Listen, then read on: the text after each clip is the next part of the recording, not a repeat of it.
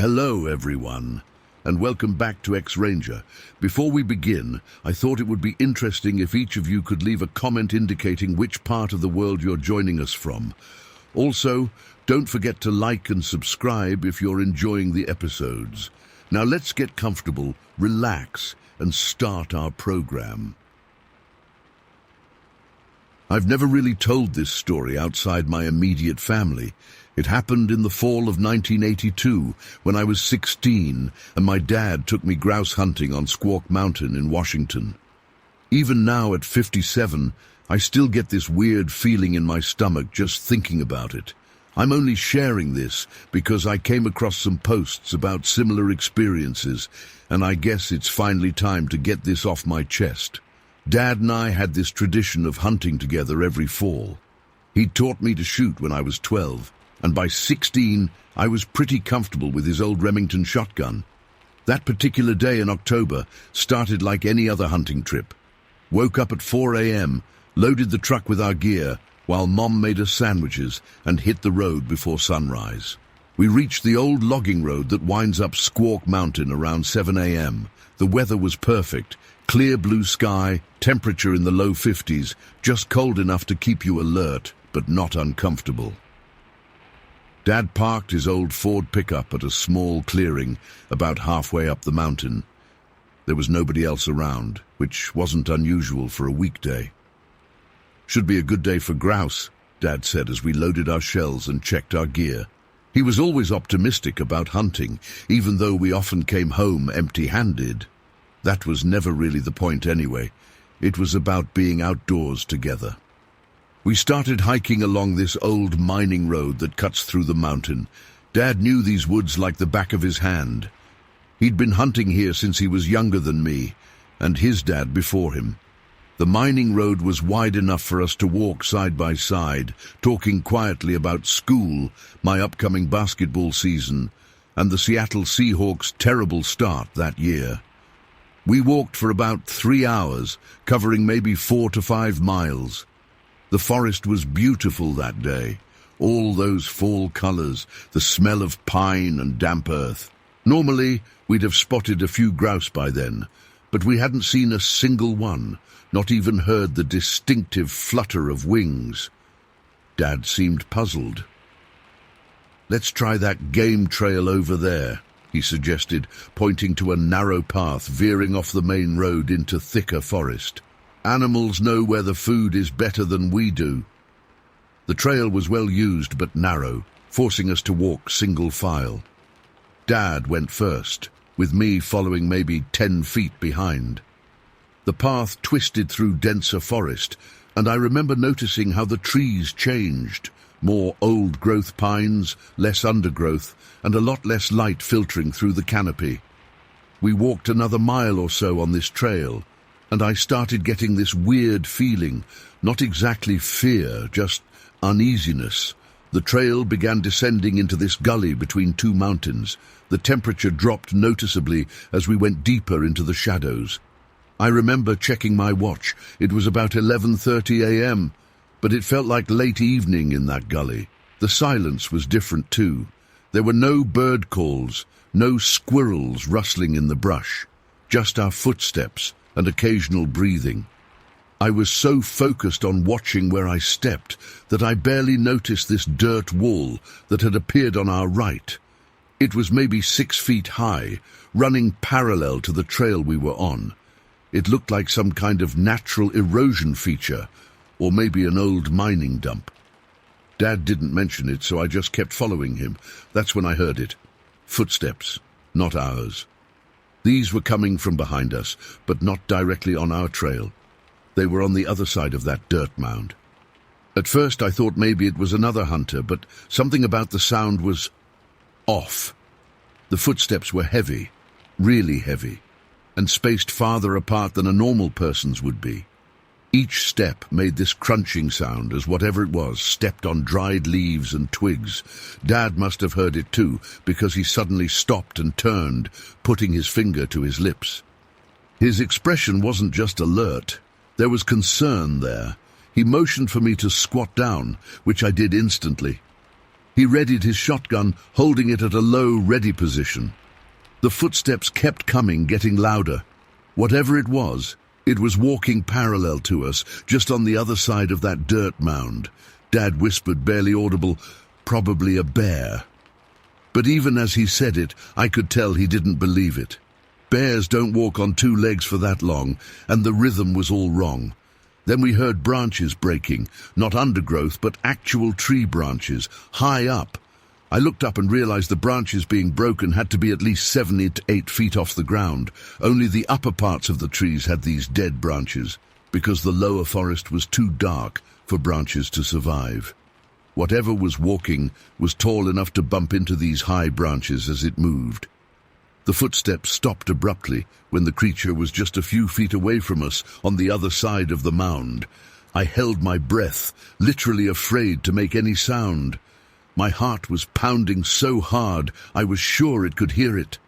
There was a moment of complete silence, and then sniffing. Loud, deliberate sniffing, like when a dog is trying to locate something by scent. It knew we were there. It just didn't know exactly where. The silence stretched for what felt like forever, but was probably only 30 seconds. Then the footsteps started again, but they were moving away from us, circling around the end of the dirt mound. Dad raised his shotgun slightly higher, eyes fixed on the trail ahead. And then it stepped out onto the trail, about 30 yards in front of us. The moment it saw us, it froze, just completely still. Its mouth was slightly open, and the expression on its face, I'll never forget it. It looked surprised. Not aggressive, not angry, just genuinely shocked to see us there, like we'd walked into its living room unannounced. I couldn't move. My skin was tingling all over, my mouth went completely dry, and my tongue felt numb against the roof of my mouth. I wasn't just scared, it was like my body was having some primal reaction to what I was seeing. Because what stood in front of us wasn't a bear. It wasn't anything I'd ever seen before or since. It was massive, easily 8 feet tall, maybe taller, covered in dark brown hair that looked almost black in the shadows. But it wasn't the height that was most impressive. It was how it was built. This thing was solid muscle, broad shoulders, massive chest, powerful-looking arms. I remember thinking that those nature documentaries about Bigfoot, especially that famous Patterson film they always show, made them look kind of slouched and awkward. This creature wasn't like that at all. It looked like an Olympic athlete or a bodybuilder, proportional, powerful, and frankly, terrifying in its obvious strength. Its face was almost human, but not quite. Prominent brow, wide nose, eyes set deep. Those eyes, they were dark, but alert and intelligent. They moved between my dad and me, assessing us. We stared at each other for what must have been 3 to 5 minutes, but felt like hours. No one moved. I was aware of my dad's finger near the trigger of his shotgun, but he didn't raise it any higher. I think he knew instinctively that shooting would be a terrible idea. Finally, the creature started to back away, slowly, deliberately, never taking its eyes off us. It moved with this smooth grace that seemed impossible for something so large. It backed up maybe 15 yards, then turned sideways, still keeping its head turned to watch us. Then it simply stepped off the trail into the thick forest and disappeared. The silence that followed was deafening. I could hear my own pulse in my ears. Dad waited another minute, then made a small motion with his hand for me to get up. We didn't speak. We didn't need to. We just turned around and started walking fast, back the way we'd come. That hike back to the truck was the longest walk of my life. We didn't run, but we moved quickly and purposefully. Dad kept checking over his shoulder, and I found myself doing the same. The forest that had seemed so peaceful in the morning now felt oppressive and threatening. Every shadow could be hiding something. Every sound made me flinch. We reached the truck around 2 p.m. Dad unlocked it. We threw our gear in the back and climbed in. He started the engine and pulled out onto the logging road, driving faster than he normally would on that rough terrain. We drove all the way home, about 2 hours, without saying a single word. Not one. The radio stayed off. I just stared out the window, replaying what I'd seen over and over in my mind. Dad gripped the steering wheel so tight his knuckles were white. When we got home, Mom took one look at our faces and knew something was wrong. "Didn't catch anything?" she asked. Dad just shook his head and went straight to the kitchen cabinet where he kept his whiskey. He poured himself a double, something I'd rarely seen him do, especially in the afternoon. That night, after Mom went to bed, Dad came to my room. He sat on the edge of my bed and finally spoke about what happened. "Listen," he said, his voice low. "What we saw today, I don't know what it was, but I do know that people wouldn't understand. They'd think we were crazy or attention-seeking or worse." I nodded. I already knew where this was going. "So we keep this between us," he continued. "Maybe someday it'll make sense, but for now it's just ours to know." We never talked about it again, not really. Once or twice over the years, usually after he'd had a few drinks, he'd give me a look and say, "Remember that day on Squawk?" And I'd nod, and that would be it. Dad passed away 5 years ago, and I thought about telling this story at his funeral, about how we shared this incredible secret all those years. But I didn't. Some things just seemed too personal, too unbelievable to share. I never went back to that specific part of Squawk Mountain. Dad and I still hunted together, right up until his knees got too bad for the hikes. But we always chose different areas. Neither of us ever suggested going back to that trail. Sometimes I wonder if that creature is still out there, still walking those forest paths. Sometimes I wonder if anyone else has seen it and, like us, decided to keep quiet about it. The weirdest part is that I wasn't just scared that day. I was terrified, yes, but there was something else too. A feeling that we had stumbled into something ancient and significant, like we'd accidentally pulled back a curtain and seen something we weren't supposed to see.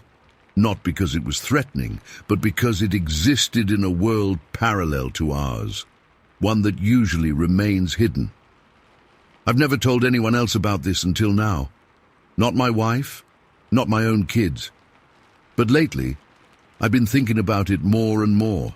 Dad's gone now, and I guess I needed to tell someone, even anonymously like this. I don't know what we saw that day. I don't have a name for it. All I know is that it was real, it was intelligent, and for a few minutes in the fall of 1982, it looked at me with as much surprise as I looked at it. Story 2. I've been debating whether to share this for months now. I still don't have explanations, and I'm not looking for them either.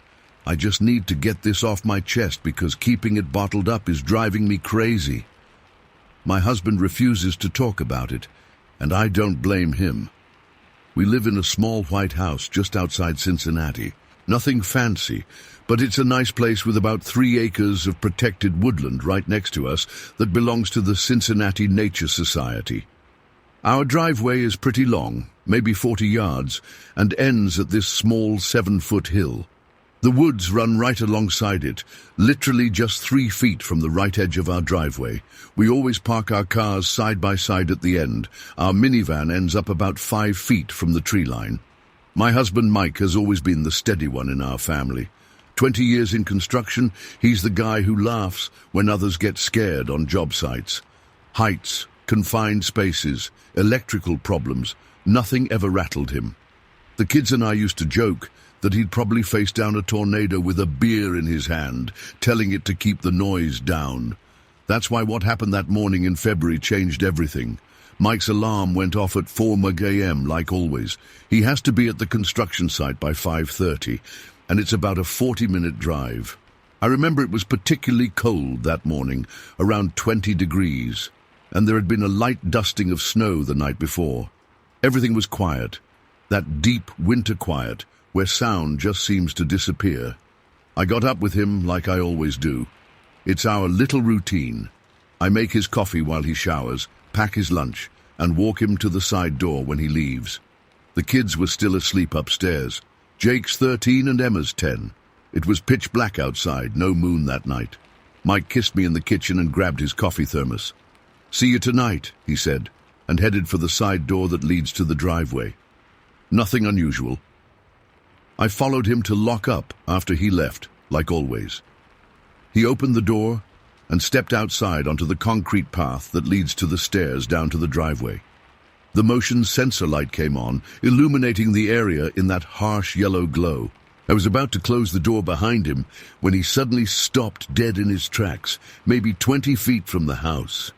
At first, I thought maybe he'd forgotten something. "Mike!" I called out, opening the door wider. He didn't turn around. He took a step backward, still facing the driveway. His voice was different when he spoke, tight, controlled, but with something I'd never heard before. "Carol, shut the door and go get my gun." I didn't move at first. I thought I'd misheard him. "What?" He took another step back, still not looking at me. "Shut the door and go get my gun." His voice was urgent but quiet, like he was trying not to be heard by something else.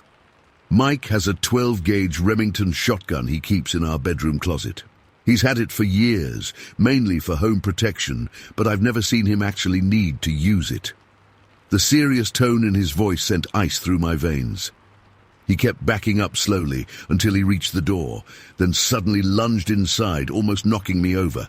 He slammed the door shut, locked it, and ran to our bedroom. I followed him, completely confused and starting to get really scared. "Mike, what's happening?" I whispered, watching him grab the shotgun and check that it was loaded. He didn't answer. His face was completely drained of color. In the 20 years I've known this man, I've never seen him look afraid, not when Jake fell off the roof and broke his arm, not during the home invasion 3 houses down last year, not even when we had that car accident on the highway, but right then, my husband looked terrified. He walked quickly to the living room and positioned himself by the windows facing the woods and driveway. He sat there, shotgun across his lap, staring out into the darkness. "Go make sure all the doors and windows are locked," he finally said. "Every single one. Then check on the kids, but don't wake them up." I did as he asked, checking every lock twice. When I came back downstairs, he was still sitting there, perfectly still, watching. "Mike, please, you're scaring me. What did you see out there?" He just shook his head. "We're staying inside today. Call my work and tell them I'm sick. Call the school and tell them the kids won't be in. But just do it, Carol, please." The sun started coming up around 7:30. The kids woke up, confused about why they weren't getting ready for school, why their dad was home and sitting by the window with his shotgun. I made up something about a gas leak in the neighborhood, but I don't think they bought it. Mike sat by that window all morning. He wouldn't eat. He barely drank the coffee I brought him. His eyes never left the tree line. Around noon, he finally got up and went through the house, checking all the locks again. Then he sat back down. "We're not going outside today," he told the kids firmly when they asked if they could go play in the snow. "Not for any reason." Jake rolled his eyes. "Dad, come on." "I said no," Mike snapped, his voice sharper than I'd ever heard him use with the kids. Jake backed off immediately, looking hurt and confused. As the day went on, I got more and more worried. This wasn't my husband. The kids retreated to their rooms, sensing something was seriously wrong. I tried again to get him to tell me what happened. "Not now," he kept saying. "Not with the kids around." It wasn't until that night, after we'd put the kids to bed, that he finally told me. We sat at the kitchen table, his hands wrapped around a mug of untouched coffee, his voice barely above a whisper. "When I walked out this morning," he started, "I glanced over at the van like I always do. Force of habit, making sure everything looks normal before I head out." He paused, taking a deep breath. There was something watching me through the windows of the van. At first I thought maybe someone had broken in, a burglar or something. But then he stopped, rubbing his face with his hands. "Then what, Mike?" It wasn't a person, Carol. Not a normal person anyway. It was covered in hair. Dark hair, thick, like a bear's but not exactly. But it had a face, God, it had a face that looked almost human. I felt goosebumps rise on my arms. What do you mean, almost human? Like a man's face, but wrong. The proportions were off. The eyes were too far apart, and they reflected the light from the motion sensor, like an animal's eyes do in headlights. Mike's hands were shaking now. I couldn't move. I just stood there staring at it, and it stared back at me. And then you opened the door wider and called my name. What happened then? I whispered. It stood up, Carol. It stood up inside the van, its head pushed against the roof. It must have been 8 feet tall, at least 3 feet higher than our van. His voice cracked, and it bared its teeth at me. Not like a smile, like it was angry that I'd seen it. I felt sick. What did you do? Each time, I took a step back. It took a step toward the window, like it was waiting for me to run. And then, when I was almost at the door, it turned and walked into the woods. But the whole time, even as it was turning away, it kept its eyes on me. It never looked away, not once. We sat in silence for a long time after that. Finally, I asked, What do you think it was? Mike looked up at me, his eyes haunted.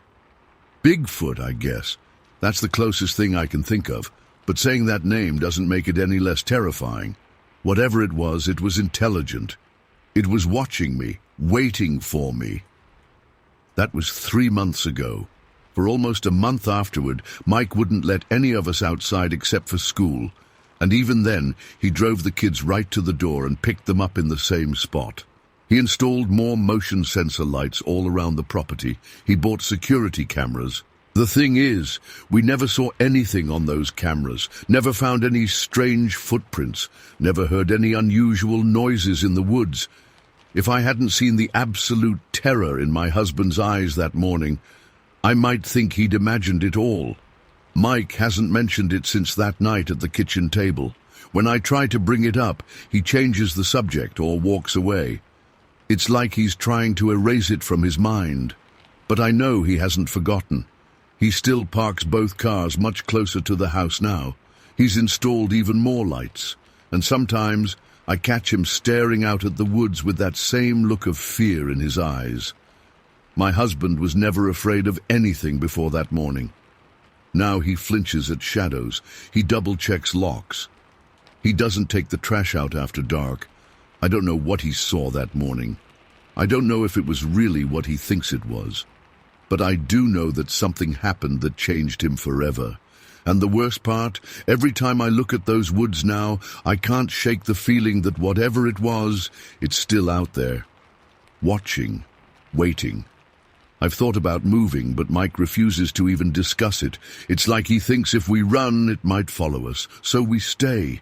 We keep the doors locked. We don't go out at night. We pretend everything is normal, but nothing has been normal since that morning. And I don't think it ever will be again. Story 3. I've been keeping this to myself for most of my life, but I need to get it off my chest. I'm 76 now. My health isn't what it used to be, and I don't want to take this to my grave. What I'm about to share happened to me in Rollsburg, Preston County, West Virginia, where I grew up. The first time I encountered it was back in 1951, when I was just 10 years old, and it changed me forever.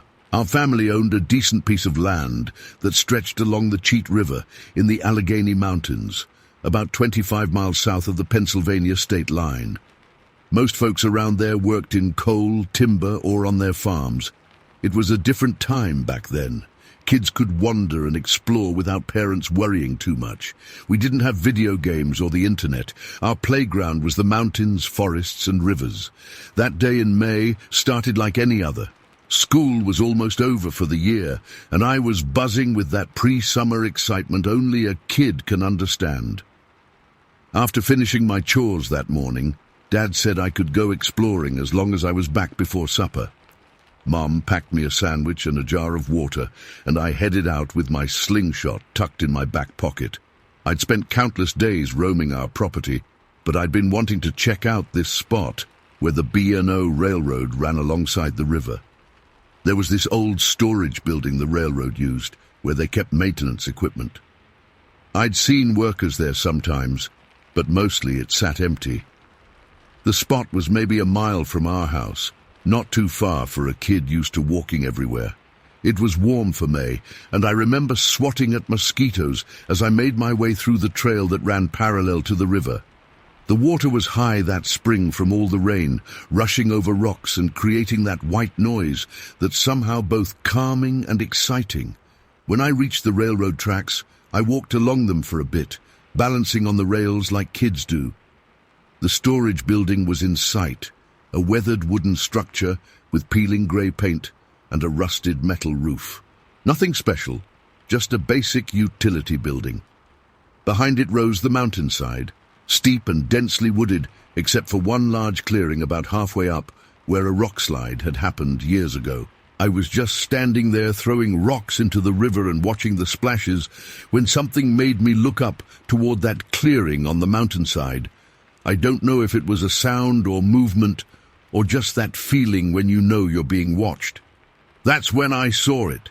Even now, 66 years later, I can see it perfectly in my mind. Standing upright on 2 feet at the edge of the clearing was something. At first, my brain tried to make sense of it. A man, maybe? Someone from the railroad? But no, this thing was massive, way too big to be human. It stood at least 7 feet tall, maybe taller, with incredibly wide shoulders. It was covered in light tan hair, not like fur exactly, more like a shaggy coat that moved slightly in the breeze. Though it was several hundred yards away, I could tell it was looking right at me. We locked eyes, or at least that's what it felt like. Its face was dark, partially hidden by the hair, but I could see enough to know this wasn't any animal I'd ever learned about in school or seen in books.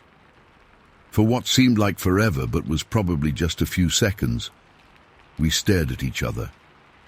My body went ice cold despite the warm day. I couldn't move, couldn't breathe. Then my survival instinct kicked in, and I turned to run home. After taking a few steps, I looked back over my shoulder. The thing was gone, completely vanished. And somehow, that was more terrifying than seeing it there. The clearing was empty, which meant it had moved, and fast. My young mind immediately thought, what if it's running toward me, using the storage building for cover? Pure panic hit me then. I ran faster than I'd ever run in my life.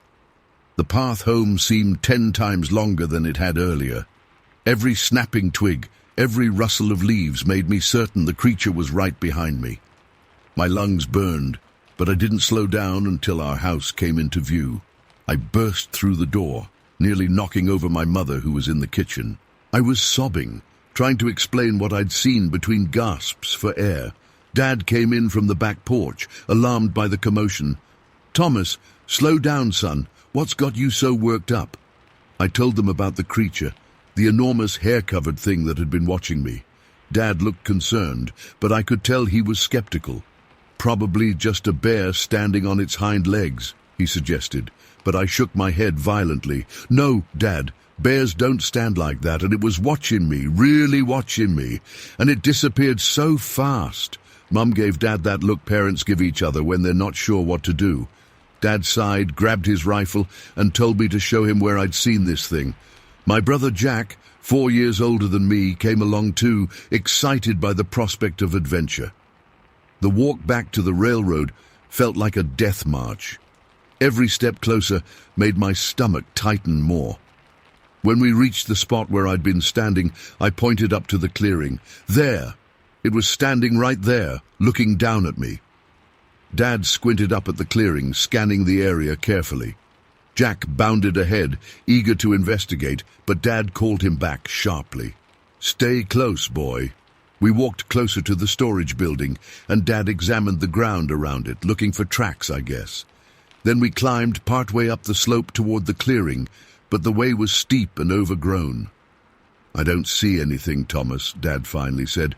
"No tracks, no sign of anything unusual." "But it was there. I saw it." Dad put his hand on my shoulder. "I believe you saw something, son. But it might not have been what you thought. Eyes can play tricks, especially at a distance."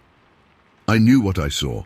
It wasn't a trick of the light or my imagination, but I also knew that stubborn look on Dad's face. The subject was closed. That night I couldn't sleep. Every noise outside my window made me sit up in bed, certain the creature had followed me home and was coming for me. I finally fell asleep, with the covers pulled over my head, as if a thin cotton sheet could protect me from whatever was out there. For weeks afterward, I refused to go near the railroad or the river alone. My parents were concerned, but eventually chalked it up to an overactive imagination. Kids in the neighborhood heard about my monster and teased me relentlessly. After a while, I stopped talking about it altogether, but I never forgot. And I was always watching the woods, always on alert. Years passed. I was 16, gangly and awkward, but no longer a scared kid. It was summer of 1957, and I'd gone fishing alone on the Cheat River.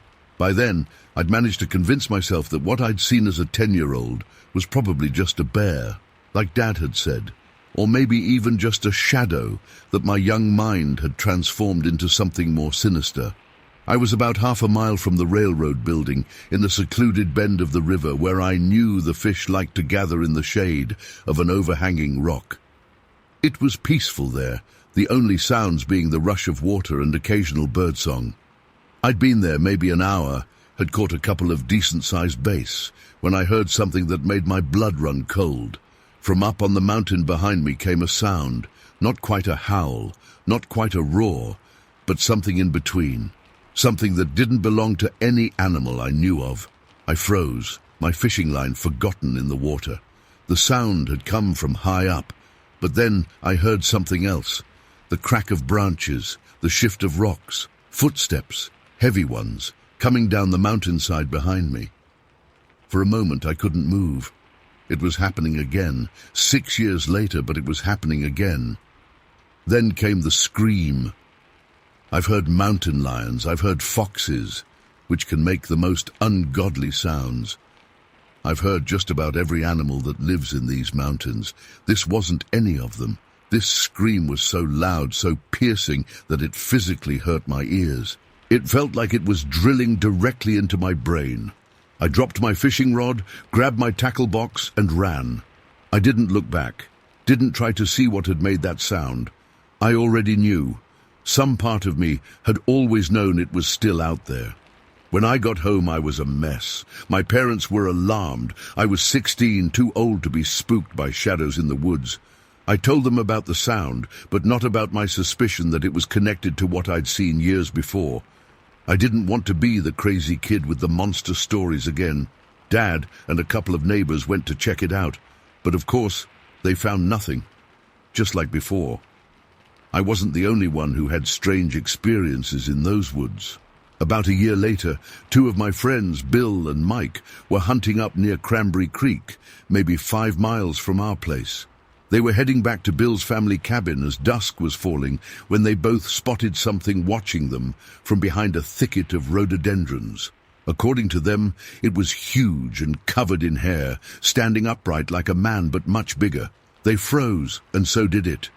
After what felt like forever, Bill raised his rifle, and the thing vanished into the trees, moving faster than anything that size should be able to move.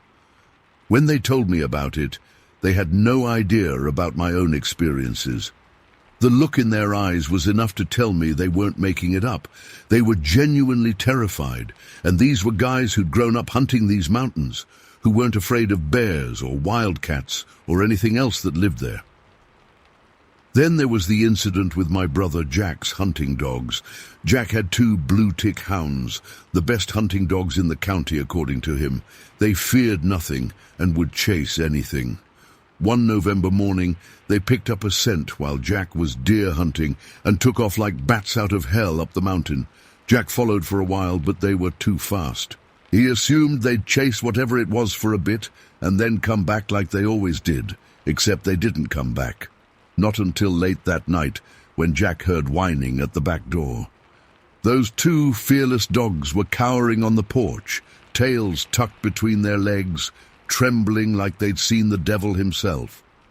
One had scratches down its side that Jack said looked like claw marks, but too big to be from a bobcat. For weeks afterward, those dogs refused to go hunting. If Jack tried to take them out, they'd flatten themselves to the ground and whimper. Whatever they'd encountered up on that mountain had terrified them beyond reason. Animals know things we don't. They sense things we can't. And those dogs had sensed something up there that they wanted no part of. Life went on. I graduated high school, tried college for a bit, but it wasn't for me. Ended up working for the railroad, ironically enough. Got married, had kids, watched the world change around me while our little corner of West Virginia stayed mostly the same. I never told my wife or children about my encounters. What would be the point?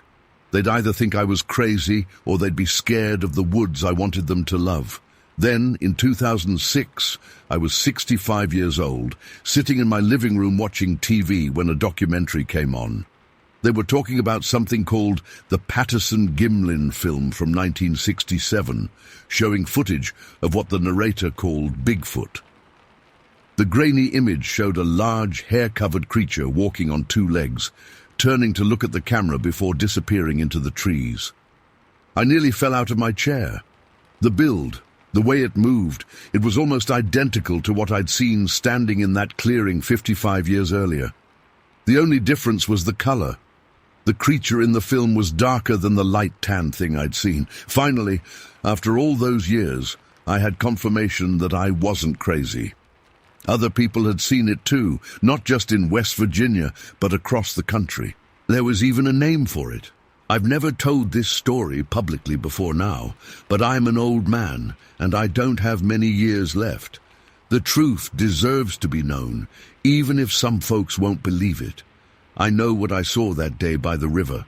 I know what screamed at me when I was 16, and I know that somewhere in those mountains, something is still watching. Something that doesn't appear in any biology textbook. Something that can disappear in seconds despite its size. Something that can strike terror into animals and humans alike. I still live in Preston County, though not in the same house. Sometimes, when I sit on my porch in the evening and look out at those mountains, I wonder if it's looking back at me. I wonder if it remembers the little boy who saw it all those years ago. And I still don't go fishing alone. Story 4. I'm not the type who normally posts about this kind of stuff, but it's been over 20 years now, and I still think about it constantly. It happened back in March 2002, and I've never been able to explain it. I've told this story to close friends, but the reactions I get range from genuine interest to eye-rolling.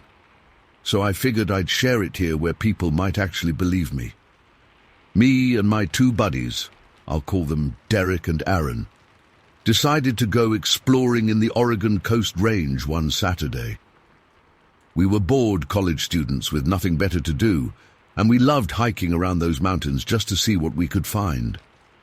The weather was typical Oregon spring, overcast and threatening rain, but we didn't care. We drove out about 30 miles west of Corvallis, heading toward this area just above this tiny town called Greenbury.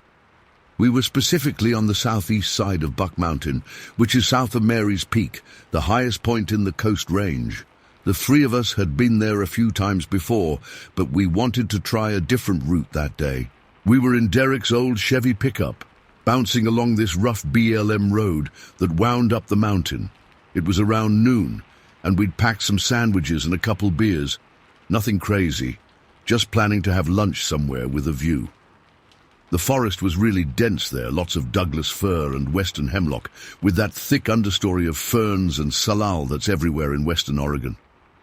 About 45 minutes up the road, We came to this spot where several trees were down across the road.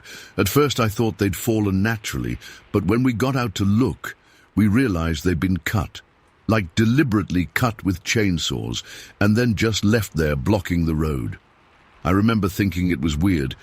If it was a logging operation, why would they block an access road? And there weren't any no trespassing signs or anything. "Should we turn around?" Aaron asked, but we were already out of the truck and curious.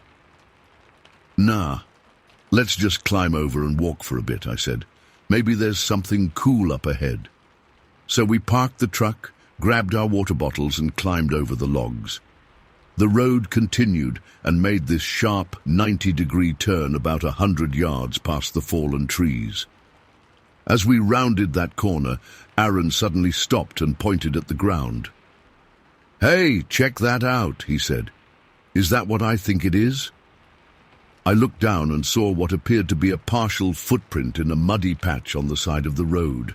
At first, I thought it was probably just an impression from a boot or something, but then I noticed another print a few feet away that was much clearer. I crouched down to examine it, and my heart literally skipped a beat. It was unmistakably a barefoot human print, but massive, easily 15 inches long and about 6 inches wide.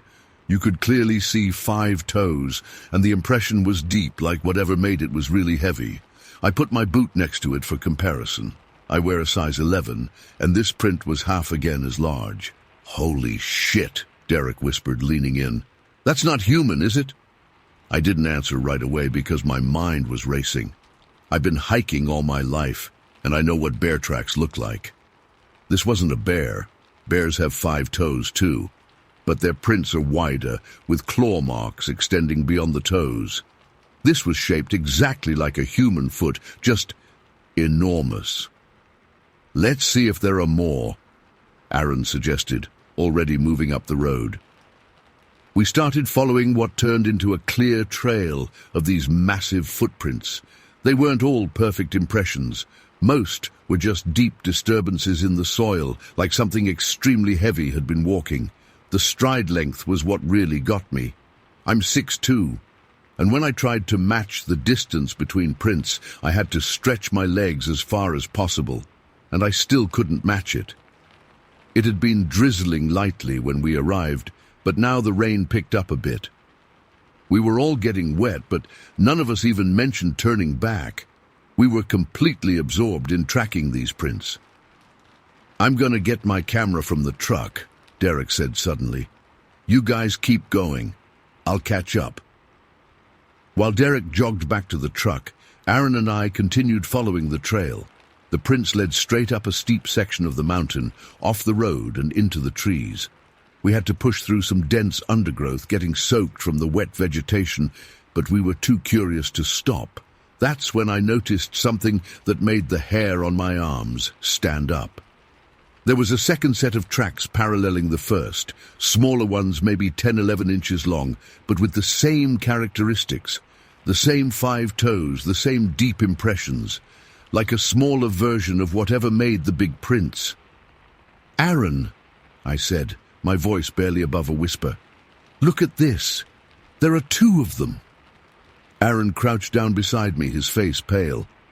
"A parent and child?" he suggested. The thought sent a chill through me that had nothing to do with the rain. We were both silent for a moment, just processing what that meant. Derek came crashing through the brush behind us, slightly out of breath. "Got the camera," he said, holding up his digital point and shoot. This was 2002, so nothing fancy. "But guys, something weird happened at the truck." "What?" I asked, not taking my eyes off the tracks. "When I was walking back, I heard these bird calls, like a lot of them, from different directions, but they didn't sound quite right." "What do you mean?" Aaron asked. "I don't know. They just sounded off. And birds don't usually call much when it's raining, right?" I hadn't thought about it, but he was right. The forest had been mostly quiet on our way up, except for the sound of the rain on the leaves.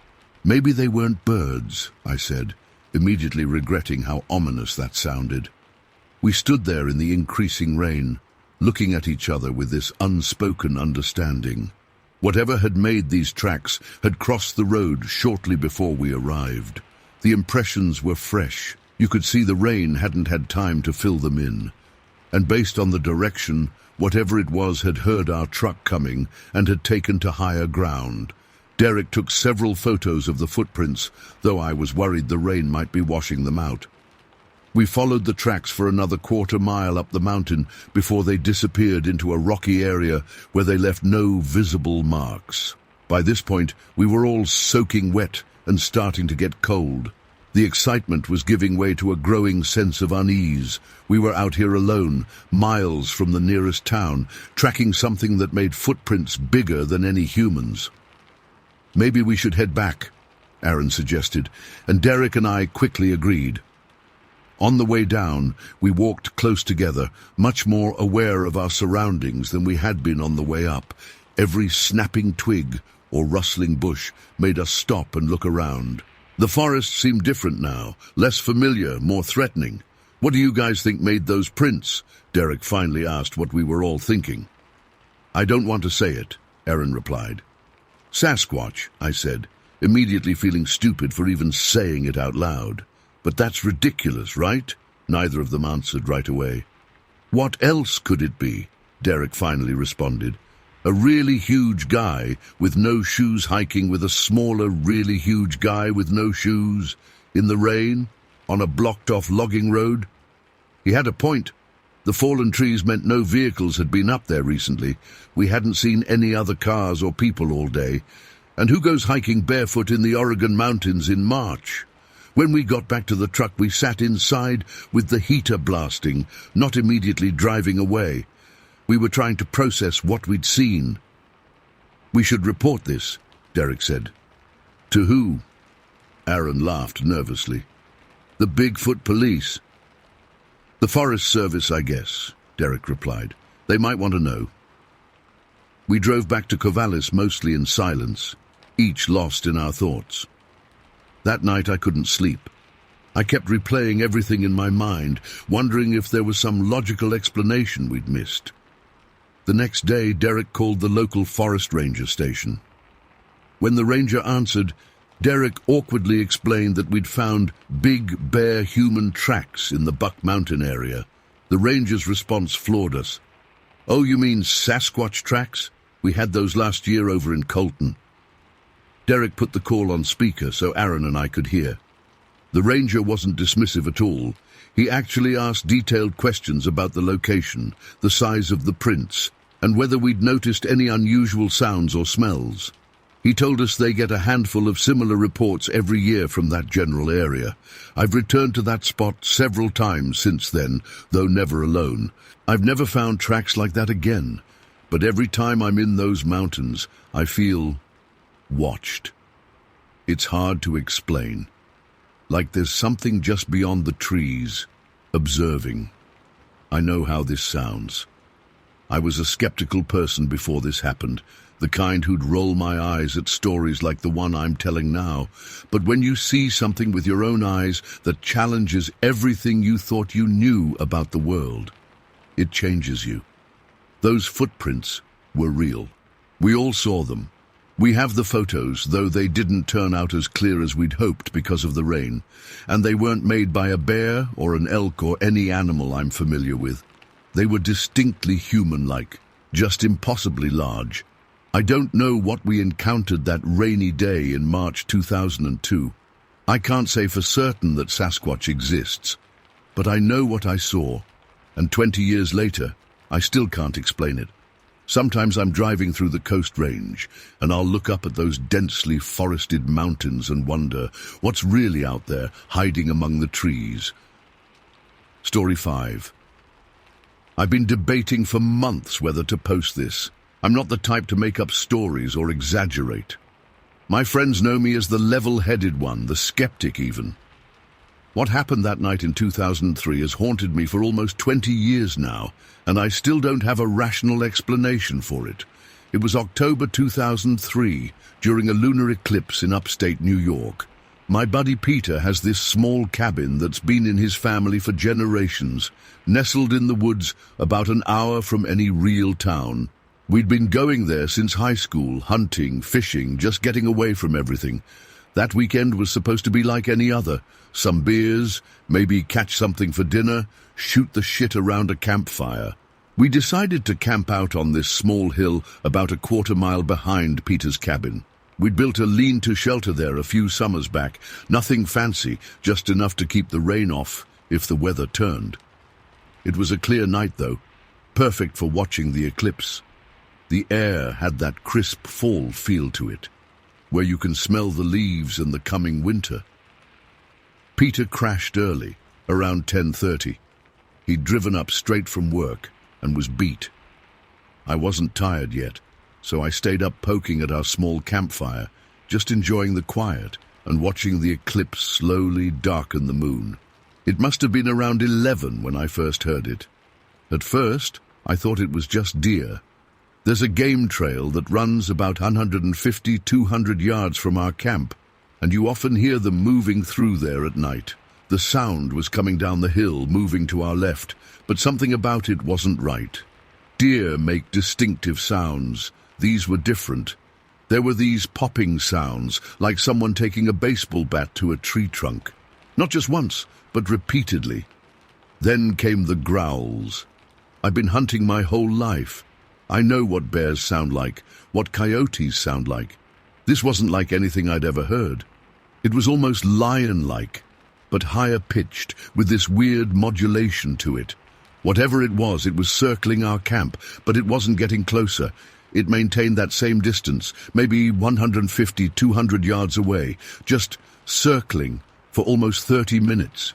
Then it stopped. The silence that followed was worse than the sounds. I sat there frozen, the fire dying down to embers, and that's when the feeling hit me. You know that sensation when someone's watching you, like a physical weight on your skin? It was that, but amplified 100 times. I couldn't shake it. I scanned the tree line slowly, trying not to make any sudden movements. That's when I saw it.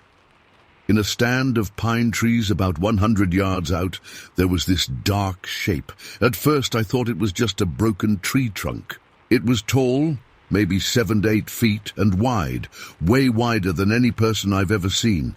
It was so dark I couldn't make out features, just this massive black silhouette against the slightly less black forest. I blinked, looked down to grab my flashlight, and when I looked back up, it was gone, just gone. No sound of movement, no branches breaking, nothing. Just vanished. My heart was hammering so hard I could hear it in my ears. I got up slowly and moved over to where Peter was sleeping. I shook him awake as quietly as I could. "Pete," I whispered, "there's something out there.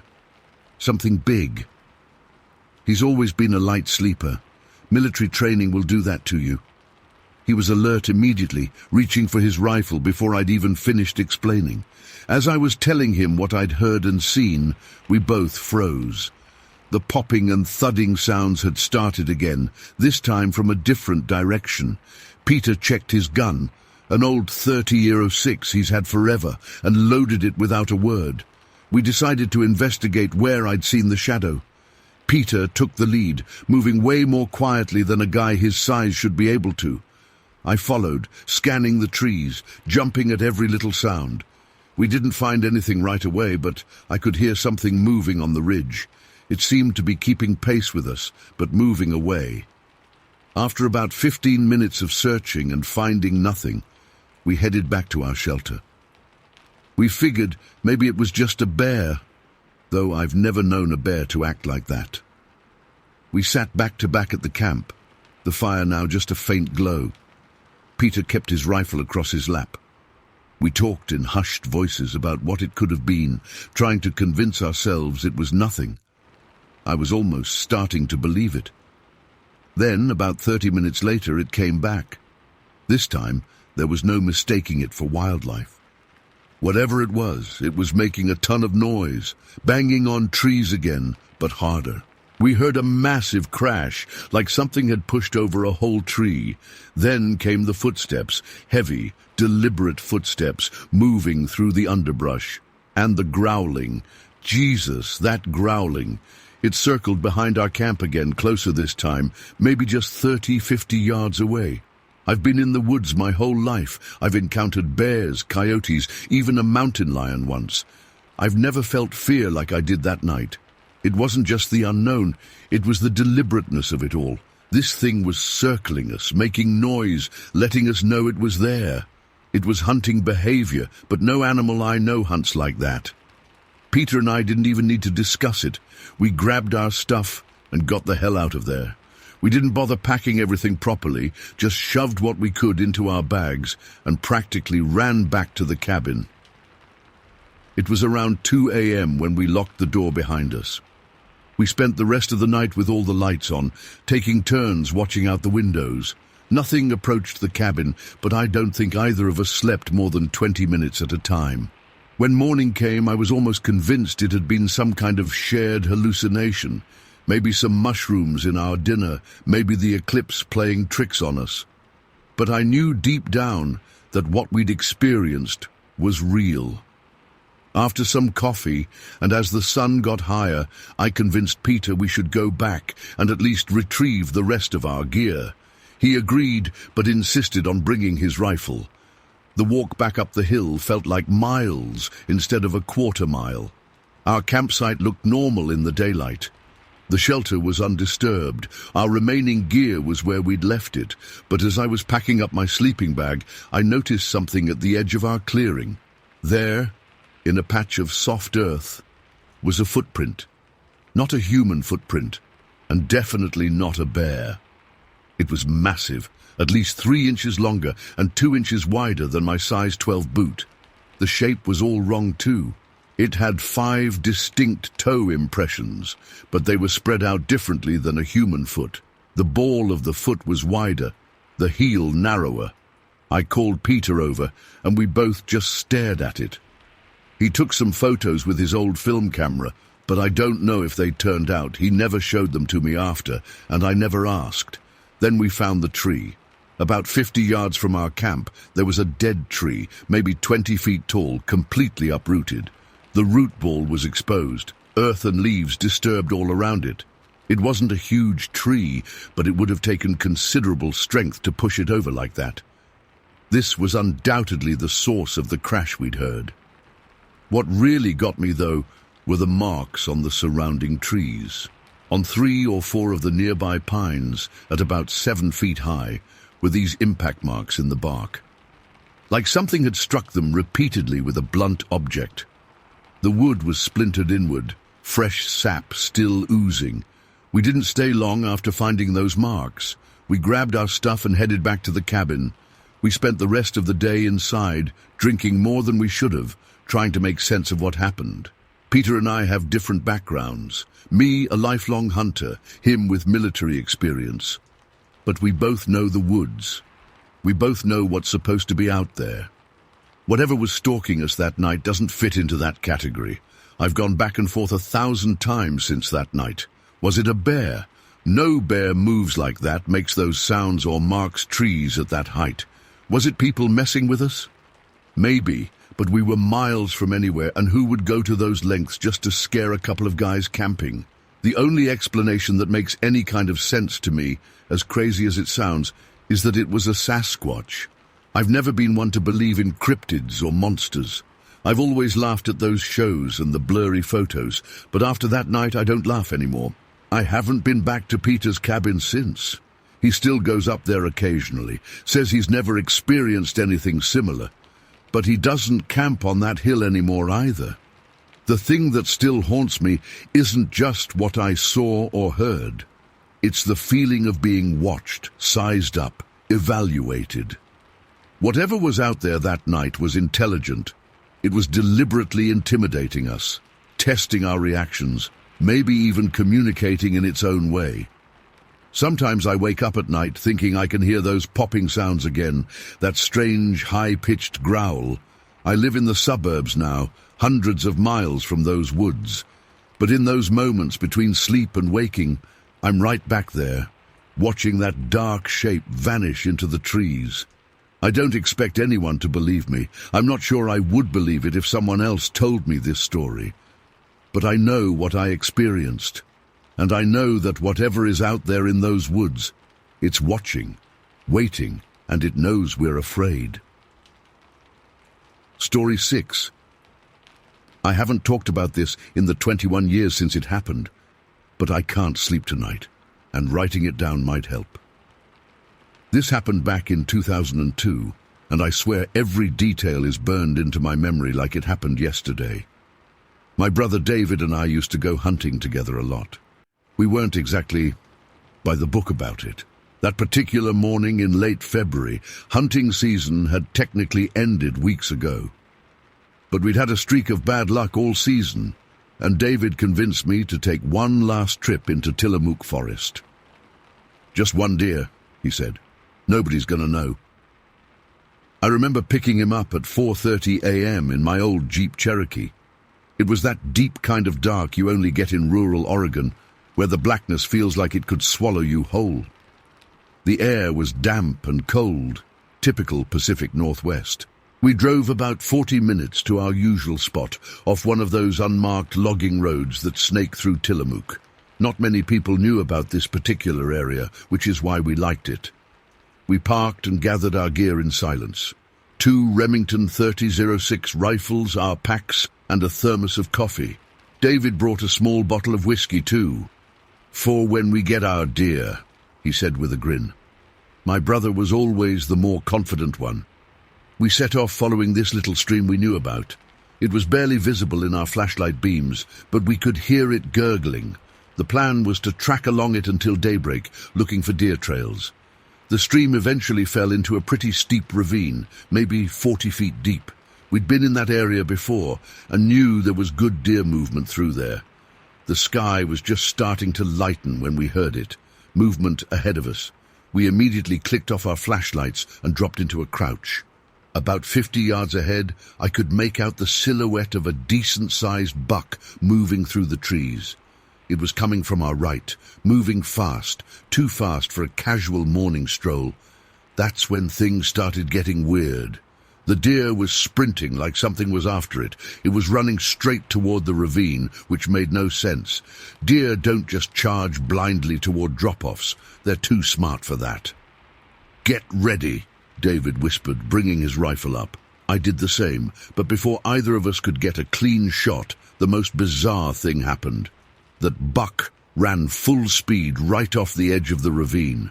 I'm not exaggerating. It didn't slip or stumble. It literally jumped, like it was so terrified of whatever was behind it that plunging 40 feet to certain death was the better option.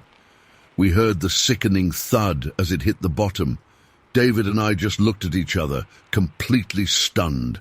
"What the hell was that about?" I whispered. Then we heard it, a loud crashing sound coming from the direction the deer had appeared from. Something big was moving through the underbrush, snapping branches and rustling leaves. My first thought was, bear. Had to be. What else would spook a deer that badly? David tightened his grip on his rifle. "Bear?" he mouthed. I nodded. But something felt wrong. Bears make noise when they move, sure, but this was different. The rhythm was wrong.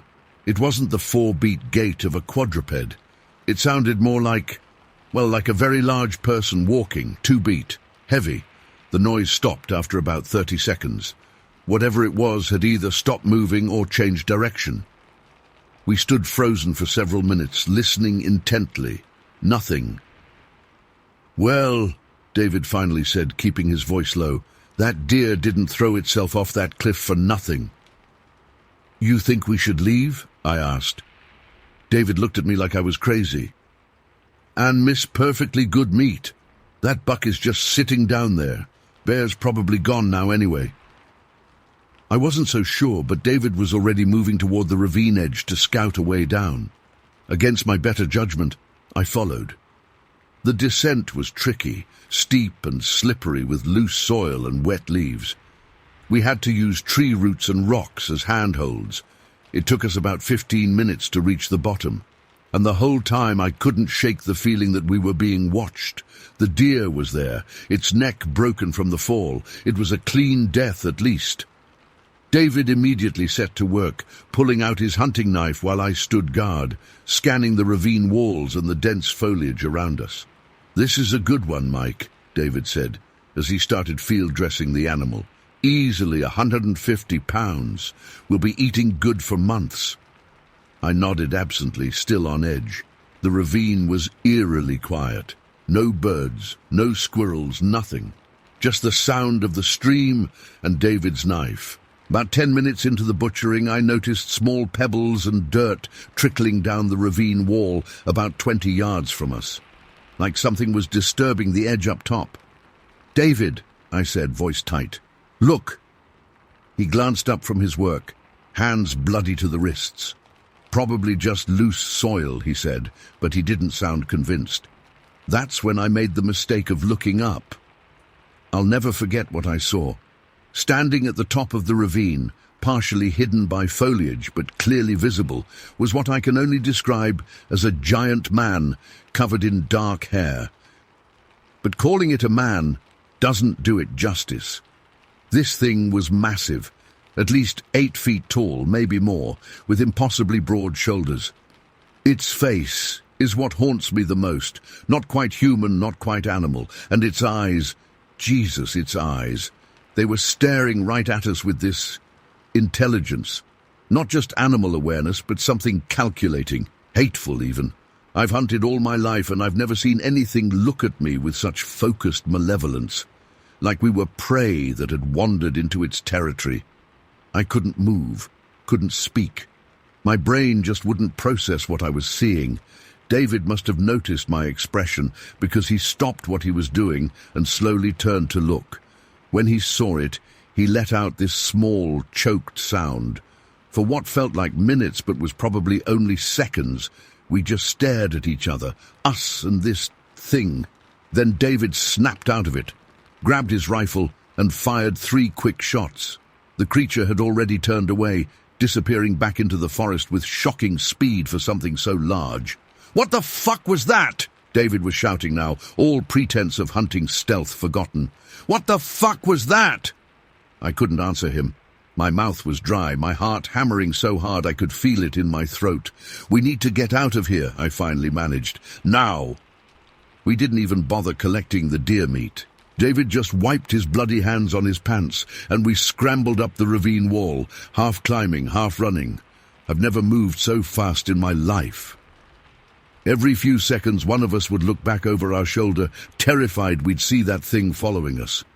We reached the top, breathing hard, and immediately started speed-walking back toward the jeep.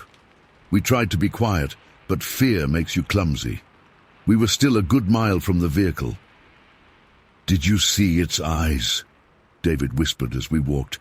"It was looking right at us, Mike. Right at us." "Stop talking and keep moving," I hissed.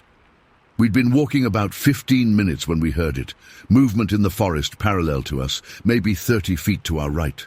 Something large, moving through the underbrush, not even trying to be quiet now. We both froze. David raised his rifle. The movement stopped too. "It's stalking us," David whispered, his voice cracking. I could see sweat beading on his forehead despite the cold morning air. Then it happened. Whatever was in those trees suddenly burst into motion, charging straight toward us. The sound was terrifying. Heavy footfalls, snapping branches, a deep, rhythmic breathing that didn't sound like any animal I've ever heard. We ran. No hesitation, no discussion. We just fucking ran. David fired his rifle into the air as we fled, hoping the noise would scare it off. I did the same, not even looking back. The jeep was still several minutes away, and I remember thinking with absolute certainty that we weren't going to make it. The thing was fast, much faster than something that size should be. We could hear it right behind us, closing the distance. I remember the bizarre thought flashing through my mind that this is what the deer must have felt before it chose to jump to its death rather than face whatever was chasing it. Somehow, we reached the jeep. My hands were shaking so badly I could barely get the key in the door. We threw ourselves inside and locked the doors, both of us gasping for breath, scanning the tree line. I was fumbling with the ignition when we heard a tremendous thud about 20 feet in front of the Jeep. A rock, and not a small one, it must have been at least 100 pounds, had landed on the dirt road. Thrown, not rolled. Nothing in nature just throws rocks that size. We couldn't see what had thrown it. The forest edge was about 15 feet from where the rock landed, and whatever hurled it was staying just inside the tree line. But I could feel it watching us, waiting to see what we'd do. I got the engine started and floored it, swerving around the rock and fishtailing on the loose gravel. David kept his rifle pointed out the window, though I doubt it would have done much good if that thing had decided to come after us. We didn't speak the entire drive back to town. What was there to say? We'd seen something impossible, something that shouldn't exist, and it had hunted us. For weeks afterward, we didn't talk about it. Not to each other, not to anyone. David wanted to tell people, but I convinced him not to. We'd been poaching, for one thing, and for another, who would believe us?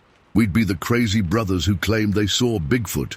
Our reputations would be ruined, so we kept quiet. I tried to convince myself it had been a bear, that fear and poor visibility had played tricks on our minds. But deep down, I knew better. Bears don't stand 8 feet tall on 2 legs. Bears don't have those eyes. Bears don't throw rocks. I refused to go back to that part of Tillamook Forest. When my son got old enough to hunt, I told him that area was a bear hotspot and strictly off limits. I've carried this secret for 21 years now. David moved to Idaho in 2005, and we rarely talk anymore. I think the experience changed something between us.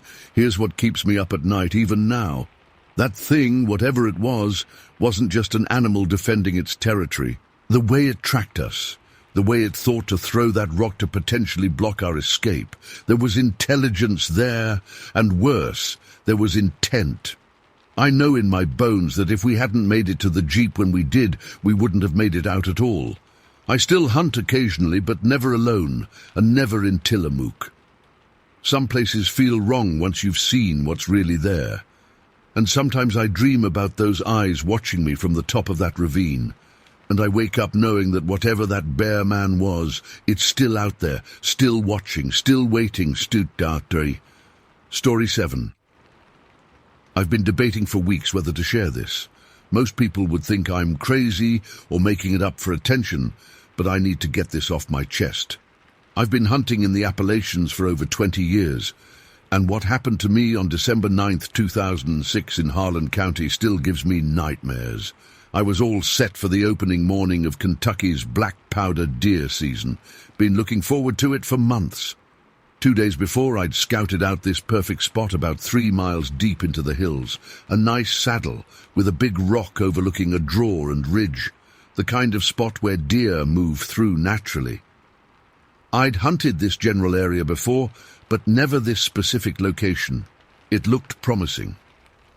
On the morning of the hunt, I woke up at 3:30 a.m., had my coffee and a quick breakfast, then headed out. I wanted to get there well before first light to set up properly. The temperature was around 30 degrees, with a light dusting of frost. Perfect hunting weather. Cold enough that deer would be moving, but not so cold that I'd be miserable sitting still for hours. I parked my truck at the access point and started hiking in around 4:45 a.m. It was pitch black, no moon, just my flashlight showing the way. The forest was dead quiet except for my footsteps crunching on fallen leaves and the occasional far-off hoot of an owl. Nothing unusual about any of it. I was about 2 miles in, making my way up this ridge, when something happened that I still can't explain. Something suddenly jumped up from the tall grass, maybe 50 yards to my left. Not even a second later, another figure sprung up right beside it. My heart nearly stopped. I swung my flashlight in that direction, and what I saw froze me in place. 2 sets of eyes reflected back at me, not the blue-green reflection you get from deer or the yellow you might see from coyotes.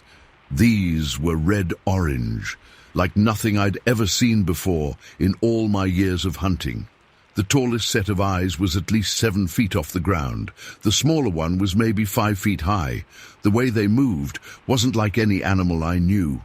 I stood completely still, trying to make sense of what I was seeing. Bears, maybe. But the eyes were too high off the ground for black bears, and the movement wasn't right. They didn't drop to all fours. They stayed upright as they moved away, following the ridgeline until they disappeared into the darkness. I'll admit I was spooked, but I figured they were probably just bears standing on their hind legs. Unusual, but not impossible. I convinced myself it was nothing to worry about and continued to my hunting spot. Looking back, I should have trusted my gut and gotten the hell out of there. I reached my spot around 5:30 a.m., still well before daylight. I was prepared for a full day of hunting, had my scent-lock clothes on to mask my human odor, and I dragged a rag soaked in deer urine behind me for the last mile to cover my trail. Standard procedure for serious hunters. I tied my orange safety vest to a limb above my position so other hunters could see it, then put on my ghillie suit to blend into the surroundings. I settled in against that big rock, put my pack down, and got comfortable. As the sky began to lighten, I started scanning the area with my binoculars. The saddle was beautiful in the early morning light, mist hanging in the low areas, frost glistening on the grass. Perfect deer habitat. I was focusing on watching the game trails below me, totally absorbed in looking for movement. That's when I heard something land behind me with a soft thud. I turned around and saw a stick, not just a twig, but a proper stick about 2 feet long, lying on the ground maybe 3 feet behind where I was sitting. I immediately looked up, thinking it had fallen from a tree, but there weren't any branches directly overhead. Then I saw it. About 50 yards behind me, half hidden behind a tree, was, honestly, I don't know what it was. My first thought was monkey, which makes no sense in Kentucky. It was large, covered in dark brown-black hair, and it was squatting, watching me. The intelligent way it was hiding, peering around the tree, sent chills down my spine. This wasn't normal animal behavior. My first thought was that someone was playing a prank. Maybe another hunter in a costume. But who would do that on opening day? Who would risk getting shot by a hunter with a jumpy trigger finger? I stood up slowly, keeping my rifle pointed in a safe direction, but ready. "Hey!" I shouted. "This isn't funny! I'm armed and you're going to get yourself shot!" The thing didn't respond like a human would. It shifted position, and I saw it had another stick in its hand. It was holding it like a tool, like it was deciding whether to throw it. "I will shoot!" I yelled, now pointing my rifle directly at it. "Back off now!" That's when it charged. Not on all fours like a bear, but upright, moving faster than anything that size should be able to move. I fired a warning shot into the air, not wanting to shoot a person if this was somehow still a prank. The sound of my black powder rifle echoed through the hills like a cannon. The creature immediately veered off and retreated about 75 yards up the hillside. Then it did something that still haunts me. It stopped, stood fully upright, and turned to look at a nearby thicket. It made this deep, guttural grunt, not like any animal sound I've ever heard, more like a call. From the thicket emerged a smaller version of the creature. It was making this high-pitched crying sound as it ran to the larger one, like a child running to its parent after being scared. By this point, I'd reloaded my rifle with shaking hands. I wasn't sticking around to see what happened next. I backed away, keeping my eyes on them, then turned and flat-out ran. I left everything except my rifle, my pack, my extra supplies, everything. I just wanted to get the hell out of there. I ran most of the 3 miles back to my truck. Every snapping twig, every rustle in the bushes made me spin around, expecting to see those things following me. By the time I reached my truck, I was drenched in sweat despite the cold, and my legs felt like jelly. I sat in my truck for a long time, engine running, heater on full blast, trying to process what I'd seen. I kept telling myself it had to be bears, had to be, but bears don't throw sticks. They don't stand upright and run for that long. They don't make calls to each other like that. After a sleepless night, I knew I needed to go back and get my gear. Expensive equipment aside, I didn't want anyone finding my stuff and coming looking for me, thinking I'd been hurt. Plus, a part of me needed to confirm what I'd seen. Maybe in daylight, with a clear head, there would be a logical explanation. I went back the next morning, bringing my buddy Mike with me. I didn't tell him exactly what happened, just that I'd heard some strange noises and got spooked. He laughed it off, called me a scaredy cat, but came along anyway. What we found at my hunting spot made my blood run cold. My backpack had been torn open. The food I'd packed, jerky, granola bars, apples, was gone. But my hunting knife, my GPS, and other non-food items were untouched, just scattered around. Bears would have destroyed everything, not selectively taken food. My orange vest had been pulled down from the tree, and the limb I'd tied it to was broken. Not fallen, broken, like something had yanked it down with force. And the scent drag rag I'd used, completely gone. Mike noticed the stick that had been thrown at me still lying there. "Somebody throwing sticks at you?" he joked. I didn't answer. I was looking at the ground, at the large bare footprints in the soft earth near where my pack had been. They were huge, easily 16 inches long, with 5 distinct toes, too big for a human, shaped all wrong for a bear. I quickly gathered what remained of my stuff and we left.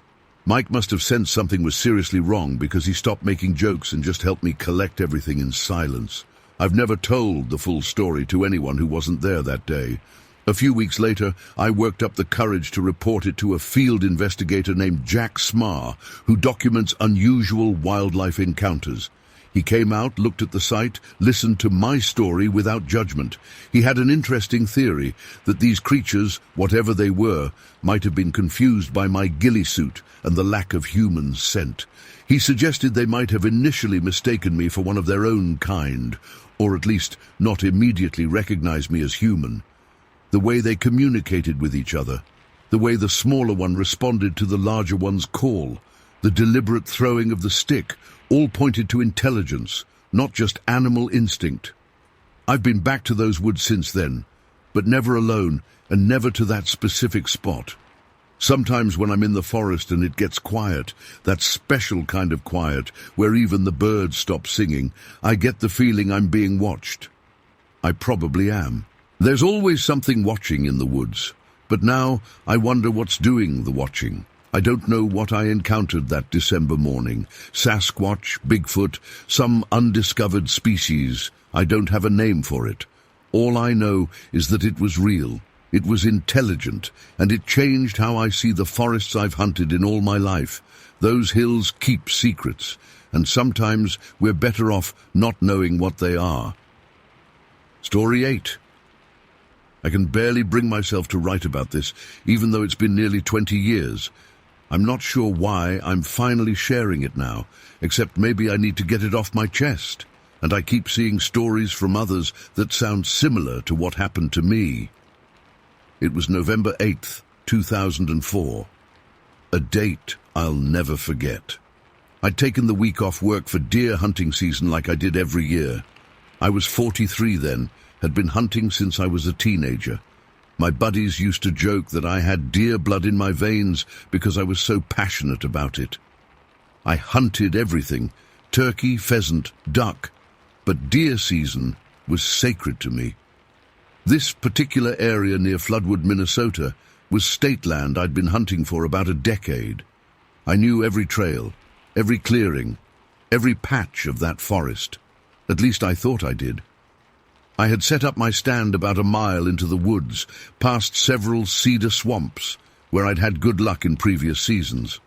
Got there around noon that day, after grabbing lunch at the gas station in town. The weather was unusual that day. Mid-40s temperature-wise, but dead calm, absolutely no wind. If you've spent time in northern Minnesota forests in November, you know how rare that is. Usually there's at least a breeze rustling through the trees. But that day, nothing. The stillness made every sound crisp and clear. You could hear a twig snap from 100 yards away. I remember checking my watch around 4:45 p.m. The light was starting to fade, and I was planning to pack up at 5 to give myself plenty of time to get back to my truck before it got too dark. I hadn't seen much that day, a couple of does early on, but nothing worth taking a shot at. I'd left some bait about 40 yards from my stand that morning, hoping to attract something worthwhile. That's when I heard it.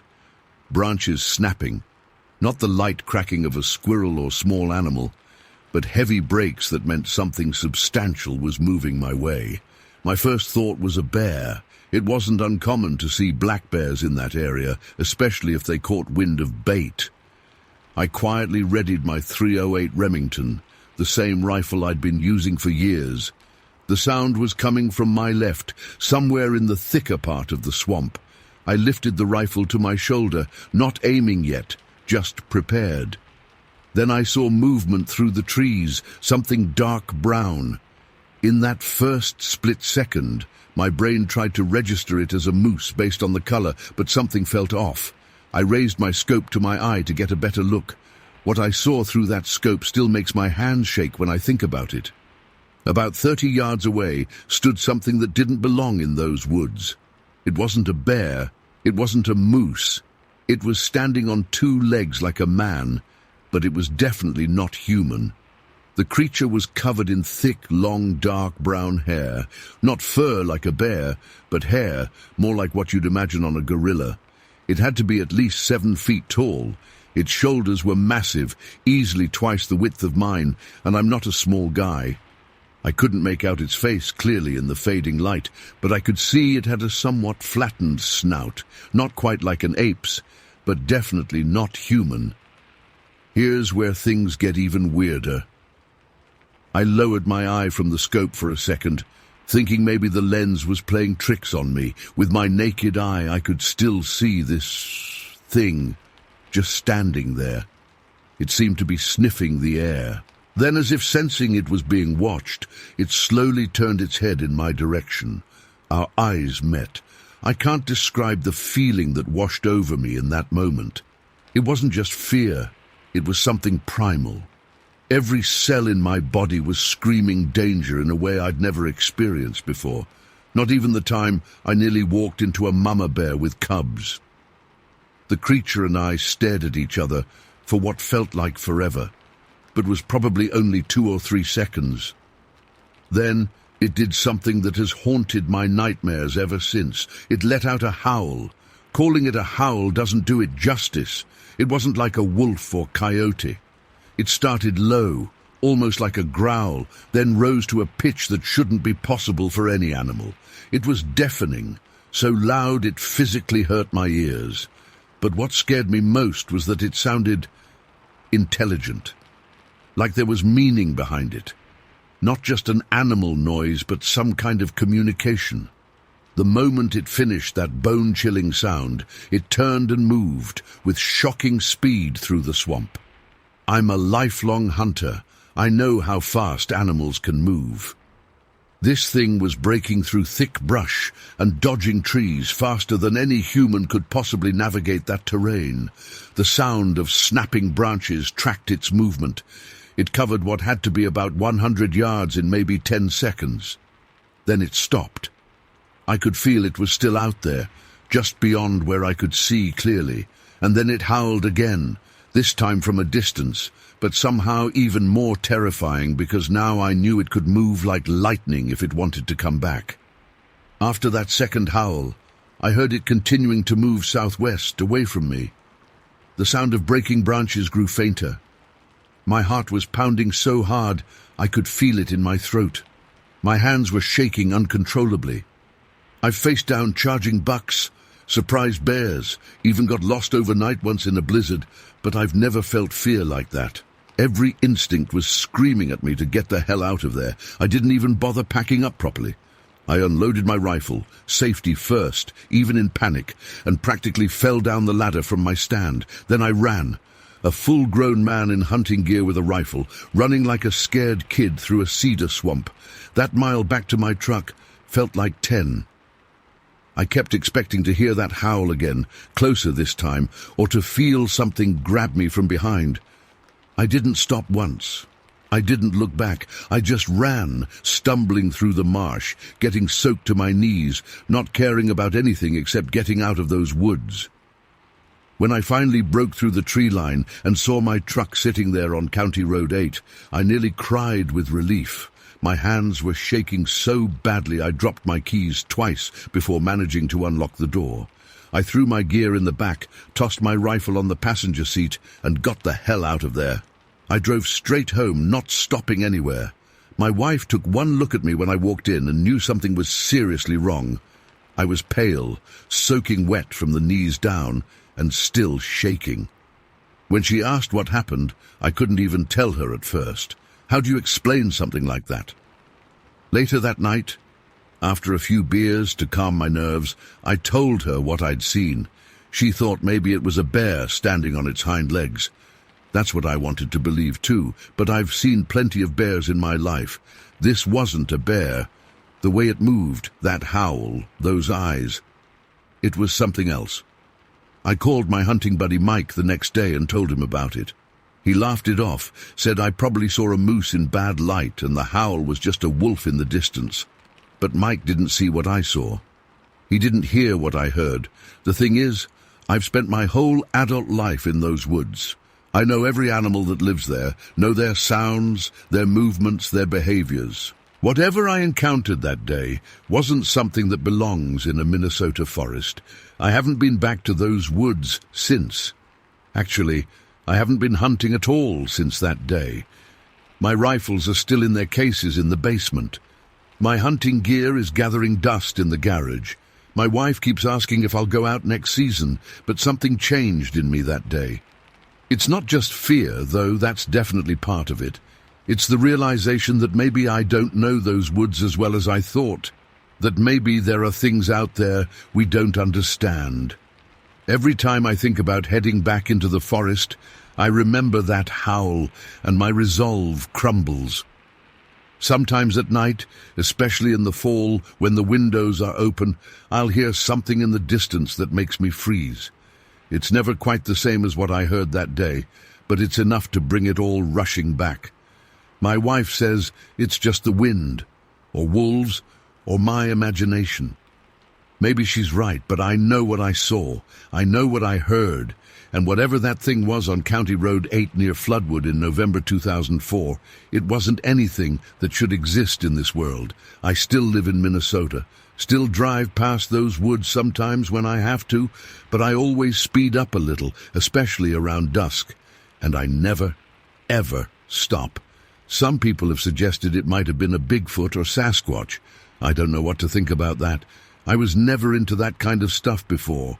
Thought it was all nonsense made up by attention seekers. Now, I'm not so sure. All I know is that whatever it was, that creature was powerful, fast, and intelligent, and the way it looked at me, it knew exactly what I was.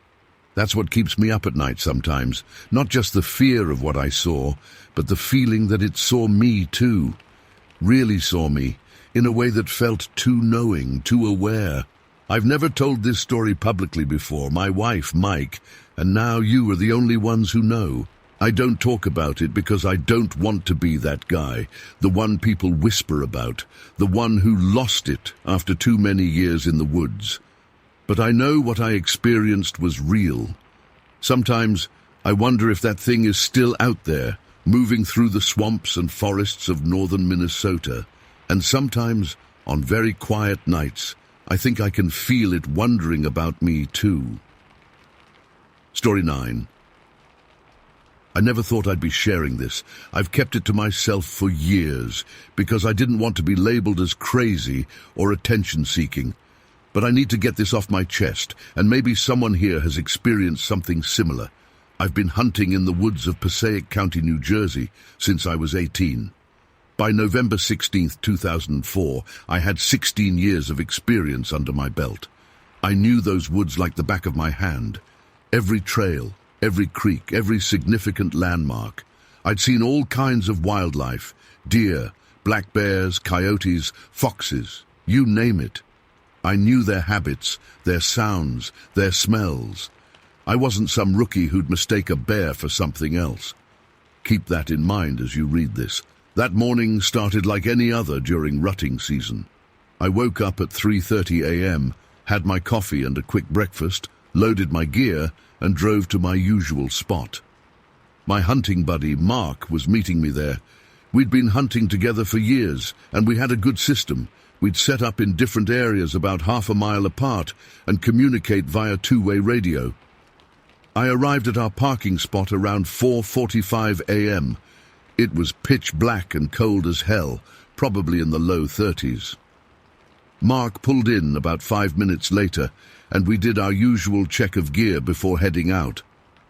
I remember he was complaining about his back hurting from sleeping on his couch after arguing with his wife. Normal stuff. We separated at our usual fork in the trail. I headed to my favorite tree stand, about a 20-minute hike from the truck. As I walked, I noticed something different, a smell. Not the usual forest smells or even the strong, musky odor of deer urine that's common during the rut. This was something fouler, almost like rotting meat mixed with wet dog and something else I couldn't place. I remember thinking maybe something had died nearby, but it didn't linger, so I didn't give it much thought. I climbed up to my stand in the dark, got settled, knocked an arrow, and waited for daylight. As the woods gradually brightened, the smell came back stronger for a few minutes, then disappeared again. I radioed Mark to ask if he smelled anything unusual, but he said no. The morning was quiet, too quiet. Usually during rut season, there's a lot of activity. Bucks chasing does, smaller animals scurrying around. But that day, nothing. Not even birds. I sat in my stand until about 10 a.m. without seeing a single deer. That's when Mark radioed saying he was getting hungry and was heading to the truck to drive to that diner we liked about 15 minutes away. He asked if I wanted anything. I told him I'd stick it out a bit longer. After another 30 minutes of nothing, I decided to call it quits too. Instead of going straight back, I thought I'd take the scenic route along an old logging trail. Sometimes deer bed down along that trail, and I figured I might get lucky. I climbed down from my stand, slung my bow over my shoulder, and started walking. The forest was still unusually quiet. No wind, no animals, just the sound of my boots crunching on the fallen leaves. I'd been walking for maybe 10 minutes when that smell hit me again. Stronger than ever. It was so powerful it made my eyes water. The hairs on the back of my neck stood up. Every instinct in my body screamed danger. I started to reach for my bow, thinking maybe it was a bear, although bears usually don't smell quite like that. Before I could fully nock an arrow, I heard movement ahead of me on the trail. Something was coming around the bend about 50 yards ahead. I froze, thinking it was finally a deer. What stepped onto that trail wasn't a deer, and it sure as hell wasn't a bear. At first, my brain tried to make sense of what I was seeing. The creature stood on two legs, completely upright. It was massive. I'm 6'1", and this thing towered over me by at least a foot, maybe two. Its body was covered in long, dark hair, almost black, but the hair on its neck and face was shorter and more brownish. It had broad shoulders, easily twice as wide as mine. The most unsettling thing was its face. It was surprisingly bare compared to the rest of its body, with a shiny, almost leathery look to it. For a split second, I thought maybe it was Mark pulling some elaborate prank, but Mark is 5'9", and nowhere near as broad, and there was no way he could have gotten ahead of me on the trail without me noticing. The creature and I locked eyes for what felt like an eternity, but was probably only 4 to 5 seconds. Its eyes were dark and intelligent. That's the only word I can use to describe them. There was awareness there, recognition. It knew I was looking at it, and it was looking back at me. Then, without any sound or visible reaction, it simply turned and walked back the way it had come, disappearing into the woods. Its movement was smooth, deliberate, not lumbering like a bear, not prancing like a deer. It walked like a person, but with a strange rolling gait. For a few seconds I couldn't move. My heart was pounding so hard I could feel it in my ears. When I finally snapped out of it, my first instinct was to call Mark. I grabbed my phone, but of course there was no signal. I tried the radio, but either Mark was out of range or his radio was off. That's when panic set in. I dropped my bow and my knapsack and just ran. I ran in the opposite direction from where the creature had gone, back toward the truck. I ran harder than I've ever run in my life. Branches whipped at my face and I tripped over roots, but I didn't stop. As I ran, I heard a loud crack behind me, like a tree branch breaking. Not just a twig, but a substantial branch. It wasn't the snap of something underfoot. It was the sound of something being broken purposely. The sound made me run even faster. I reached the truck, gasping for breath, sweating despite the cold. Mark wasn't back yet. I locked myself in and tried to calm down. About 20 minutes later, Mark pulled up, all casual with his coffee and breakfast sandwich. He took one look at me and knew something was wrong. I told him what happened. To his credit, he didn't laugh or call me crazy. He could see I was genuinely shaken. He asked if I wanted to go to the police, but what would I say? That I saw Bigfoot? They'd breathalyze me or send me for a psych eval. Instead, Mark suggested we go back with his friend Bill, a local farmer who owned the property adjacent to our hunting grounds. Bill brought his 12-gauge shotgun, and the three of us went back to where I'd dropped my gear. My bow and knapsack were right where I'd left them. We looked for tracks, but the ground was too hard and covered with too many leaves to show distinct footprints. Bill, who'd lived in the area his entire life, said he'd never seen anything like what I described. But he also said the area had legends about weird things in the woods going back to indigenous times. We followed the trail to where I'd seen the creature, and that's when we found it. A large branch, about as thick as my forearm, with a clean break that looked fresh. The break wasn't from rot or wind. It looked like something had snapped it deliberately. The wood was still moist at the break point. I never went back to that specific area again. I still hunt, but I stay to more populated hunting grounds, and I never go alone. I've spent years trying to rationalize what I saw. Could it have been a bear standing on its hind legs? No, bears don't stand that way for that long, and they don't move like that. A man in a costume, in the middle of the woods during hunting season, that would be suicidal. About a year later, I agreed to talk to a researcher named Dr. Brake, who'd heard about my experience through a mutual acquaintance. He showed me pictures of known wildlife and different conceptualizations of what people call Bigfoot or Sasquatch.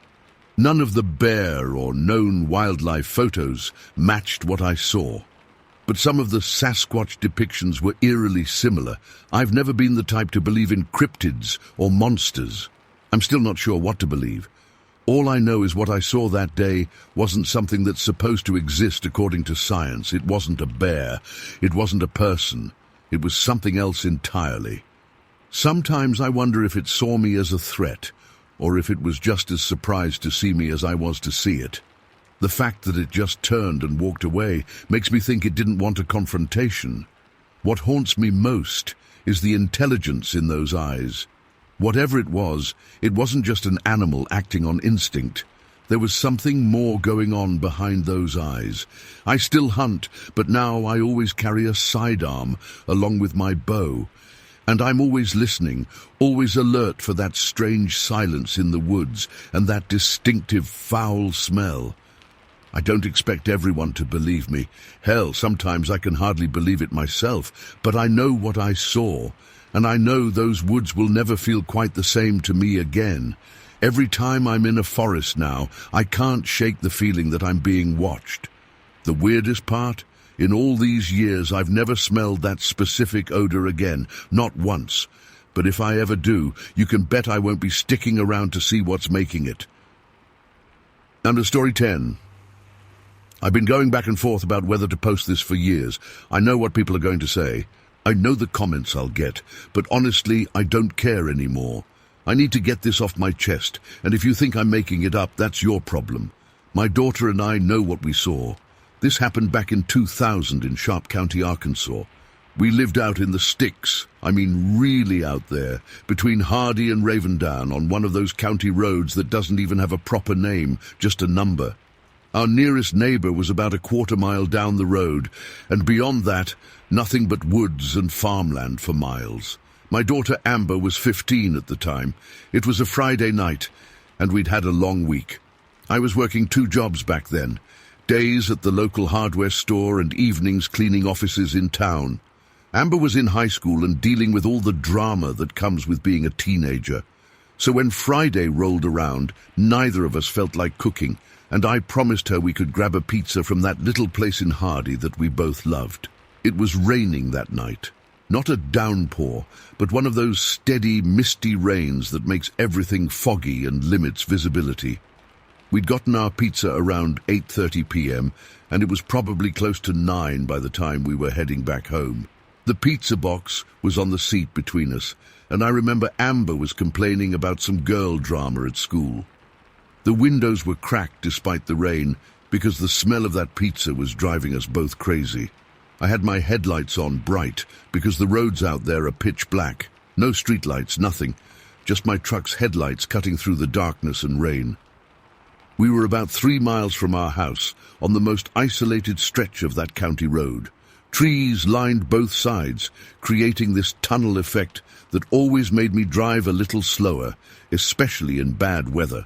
I remember I was just telling Amber to grab a napkin from the glove compartment because I could see the cheese was sliding off the pizza through the box when I noticed something in the road ahead. At first I thought it was a bear. We got black bears around there sometimes, and they'd occasionally wander onto the roads. But as we got closer, I realized it wasn't a bear. It was squatting in the middle of the road, almost like it was waiting for something. I slowed down, not wanting to hit whatever it was. The headlights lit it up clearly, and that's when my blood ran cold. It wasn't an animal, at least not any animal I'd ever seen around these parts. It was shaped like a person, but definitely wasn't a person. It was covered in short black hair, not fur exactly, but dense, coarse-looking hair. And it was squatting there in this weird bow-legged position, what my grandpa would have called bolligged. It wasn't tall like you hear about Bigfoot being, maybe 5 feet or so. I hit the brakes, slowing to maybe 15 mph, trying to process what I was seeing. That's when it turned and looked directly at me. Its eyes caught the headlights and seemed to glow slightly, not like a deer's eyes, but definitely reflective, and it wasn't just looking in our direction, it was looking at me, making deliberate eye contact. I'll never forget that moment. It felt like everything stopped. There was this intelligence in those eyes. This wasn't some confused animal that wandered onto the road. It knew we were there, and it was deciding what to do about us. Then, in one fluid motion, it stood up and started running alongside the truck, not on all fours like a bear or anything, on 2 legs, but with this weird loping gait because of its bow legs. It was keeping pace with us, even though I'd started accelerating again out of pure fear. I thought it was going to jump into the truck bed. I really did. I was pressing the gas harder, picking up speed to 30, then 40 mph, but this thing was still right there, running alongside us. The rain was coming down, and I could see droplets flying off its body as it ran. Just when I thought it might leap at the truck, it suddenly veered off the road and disappeared into the trees. I didn't slow down. I kept driving fast all the way home, my hands shaking on the wheel. The weird thing is, I didn't say anything at first. I was trying to process what I'd just seen, trying to rationalize it in my head. Maybe it was a person in some kind of costume, but who would be out there, in the rain, in the middle of nowhere? And no human could run like that, keeping pace with a truck going 40 mph. I was still trying to make sense of it when Amber turned to me, her face pale, and said, "Mum, did you see that?" That's when I knew it wasn't my imagination. My daughter had seen it too, without me saying a word. She described exactly what I'd seen: the squatting position, the bow legs, the way it ran alongside us before disappearing into the woods. We sat in the truck for a good 10 minutes after we got home, just talking about what we'd seen. The pizza sat forgotten between us, getting cold. Amber was terrified. She didn't even want to get out of the truck at first. She kept saying, "What if it followed us home? What if it's out there watching us?" I had to be the adult, of course. I told her it was probably just passing through, that it seemed more curious than threatening. But honestly, I was just as scared as she was. I kept the rifle by my bed that night, something I rarely did despite living so rural. Amber slept in my room that night. She didn't even pretend to be too cool for it like most teenagers would. She was genuinely scared, and so was I. We left the lights on and didn't get much sleep. The next morning in the daylight, things seemed less frightening. I even started to doubt myself a little. But then Amber brought it up again at breakfast, describing details I hadn't even mentioned, like how its arms seemed longer than a normal person's, and how its head sat forward on its shoulders without much of a neck. Details I'd noticed too, but hadn't articulated. Amber begged me to move closer to town after that. She didn't want to stay in that house anymore, but I couldn't afford to move, and besides, this was our home. I told her that whatever we saw had its own life, its own path, and probably wasn't interested in us beyond curiosity. I did start keeping the outdoor lights on at night, though, and I became much more aware of sounds around the property after dark. Over the next few years, I often felt like we were being watched when we'd sit out on the porch at night. Sometimes I'd hear rustling in the woods that didn't sound like the usual critters. But despite all the time I spent outdoors, gardening, hanging laundry, fixing up the property, I never saw anything like that creature again. Just the usual wildlife, bears sometimes, plenty of possums, armadillos, and the occasional coyote. Amber never got over it completely. She moved out as soon as she graduated high school, got an apartment in town with some friends. Can't say I blame her. I stayed on that property until 2007, when I finally sold it and moved closer to Hardy. Not because of the creature, just because maintaining all that land was getting to be too much for me alone. I've told this story to a few people over the years. Most laugh it off or give me that look. You know the one, where they're trying to decide if you're crazy or just making things up for attention. Some have suggested it was just a bear walking on its hind legs, which anyone who's seen both would know is ridiculous. Others have tried to tell me it was probably just some local kid playing a prank. But Amber and I know what we saw. We didn't discuss it beforehand. We didn't plant ideas in each other's heads. We both independently saw the same thing and described the same details. Whatever that creature was, it was real. I've looked up Sasquatch and Bigfoot sightings since then. Most reports describe them as being much taller, 7 or 8 feet. But there are some accounts of smaller ones, maybe juveniles, or a different type altogether. I don't know what to make of it, honestly. I just know what I saw with my own 2 eyes. I don't have any photos or physical evidence. It all happened so fast, and back in 2000, we didn't have phones with cameras ready to go at a moment's notice. All I have is my memory and my daughter's confirmation that she saw it too. I still drive through that area sometimes, always in the daylight. I slow down when I pass that specific stretch of road, half expecting to see it again. I never have. Sometimes I wonder if it's still out there, or if there are more of them. I wonder if other people have seen them, but like me, were too afraid of ridicule to speak up. So there it is, my story for whatever it's worth. I'm not asking you to believe me. I'm not trying to convince anyone. I just needed to put this out there, to tell someone who might understand or who might have seen something similar, because living with this kind of experience and keeping it bottled up for so long is its own kind of burden. That night changed how I see the world. It made me realize there are things out there we don't understand, things science hasn't explained. It made me question what else might be real that most people dismiss as legend or superstition. But most of all, it made me pay attention. Really pay attention to the world around me, especially at night, especially in those in-between places where civilization meets wilderness. Because sometimes, just sometimes, there's something looking back at you from the darkness, something that shouldn't exist, but does. I know what we saw that rainy night in Arkansas, and no amount of skepticism or ridicule will ever change that. Story 11. I've never told this story to anyone outside my immediate family. For over 50 years, I've kept this experience mostly to myself. Even now, typing this out, my hands are shaking a bit.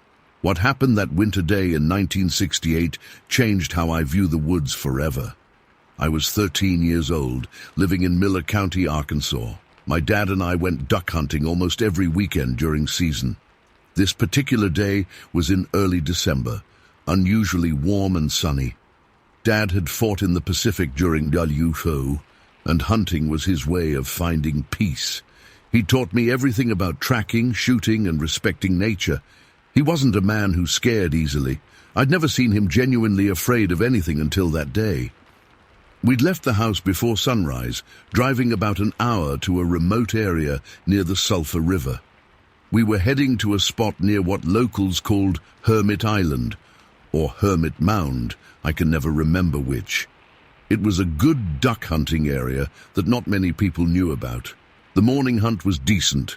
We bagged 4 mallards and a couple of wood ducks. Around noon, we decided to break for lunch. We pulled the boat out of the water, loaded it onto our trailer, and parked about 30 feet from the riverbank. The county had recently cleared some land for a new access road, so there was this wide open stretch, maybe 300 yards across, with woods on both sides. Dad popped open our cooler and laid out our lunch on the hood of our old Chevy truck. Bologna sandwiches, apples, and thermoses of hot coffee for Dad and hot chocolate for me. It was one of those perfect moments, sun warming us, birds singing, just me and my dad enjoying a quiet lunch after a good morning hunt. I remember taking a big bite of my sandwich when this smell hit me.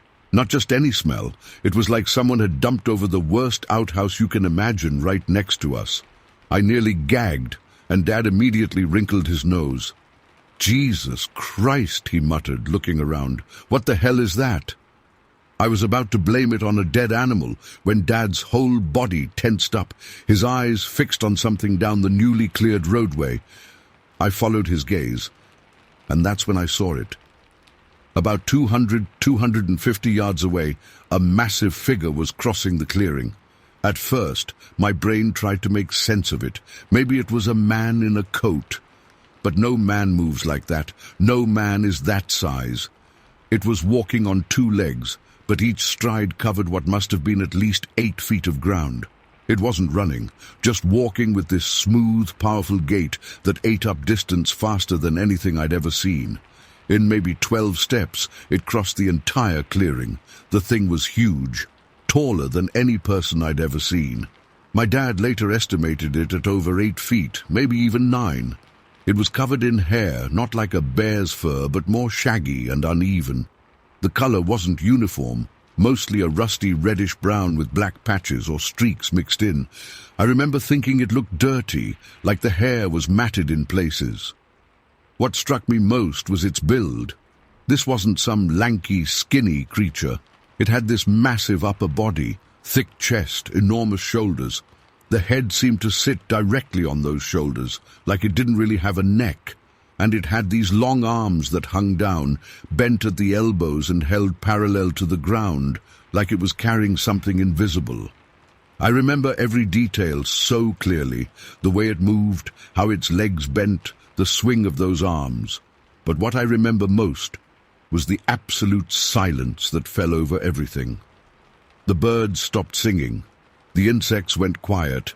Even the river seemed to hush behind us. The only sound was my heart pounding in my ears.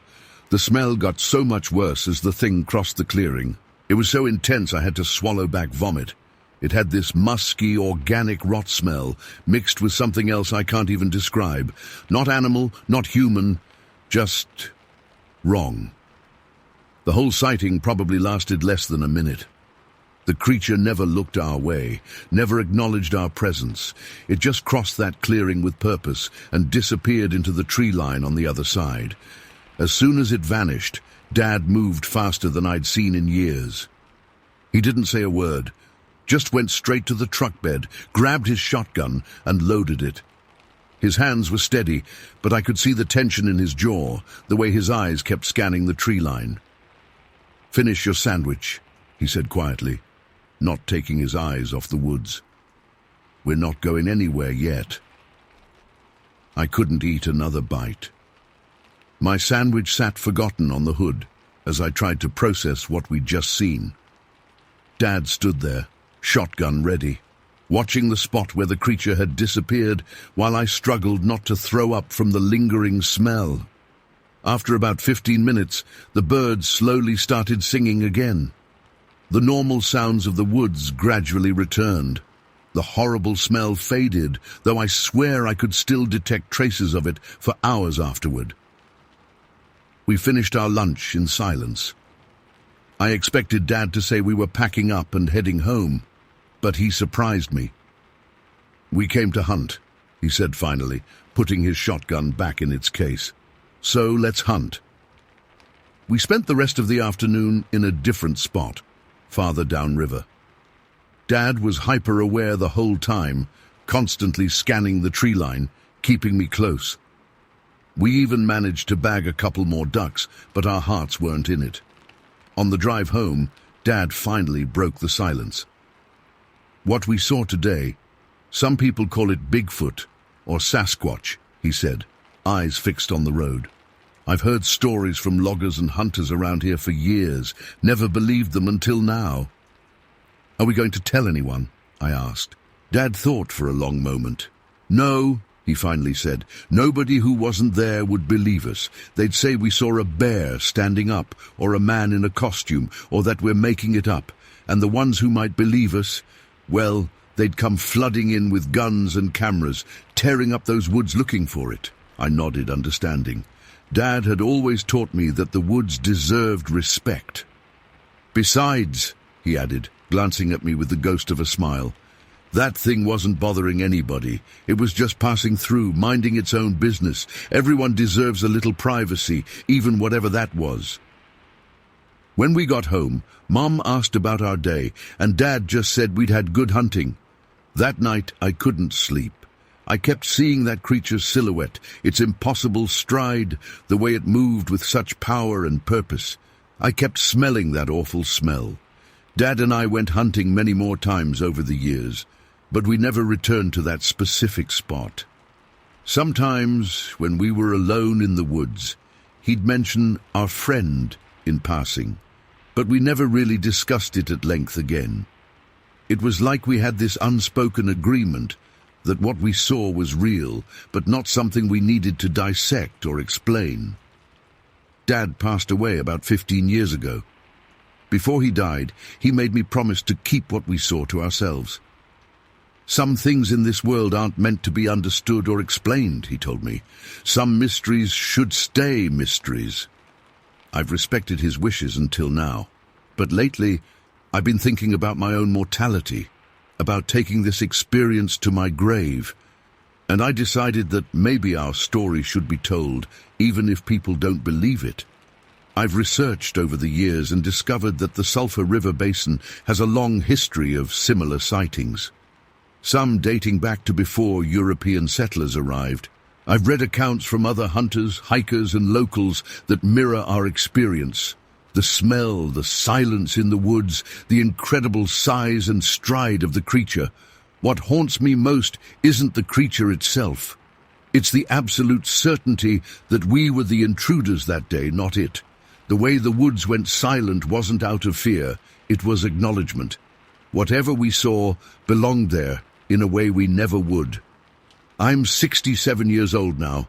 I've spent my life in and around the woods of Arkansas. I've seen bears, cougars, and all manner of wildlife. Nothing moves like what we saw that day. Nothing has that presence. Nothing commands that kind of silence from the forest itself. To this day, whenever I'm in deep woods and the birds suddenly go quiet, I get that same feeling I had as a 13-year-old boy. The hair on my arms stands up, my mouth goes dry, and I remember the way that creature crossed the clearing in just a dozen strides. Sometimes I wonder if it's still out there, moving through the woods with that same purposeful gait, those arms held parallel to the ground, as if carrying something precious we can't see. I wonder if other people have locked eyes with it, felt that primal recognition that comes from seeing something that shouldn't exist, but undeniably does. I don't expect anyone to believe this story. Most days, I can hardly believe it myself, but I know what my dad and I saw on that sunny December day in 1968. And sometimes, when the wind is right, I swear I can still catch a whiff of that awful smell, carrying with it a reminder that there are things in this world that exist, whether we believe in them or not. Story 12. I've debated posting this for years. Never told this story outside our small group, and I still get sweaty palms thinking about it. This happened in the summer of '76 in Calhoun County, Michigan, when I was 17. I've questioned what we saw that night for over 45 years now, but I know what I saw was real. It was late July, hot as hell even after the sun went down. Me, Chuck, Larry, and Chris had been friends since elementary school, just regular small-town kids looking for something to do on a Friday night. Chuck had this beat-up '66 Chevy Biscayne, baby blue with a dent in the passenger door, where his dad had backed into a fire hydrant. That car was our ticket to freedom.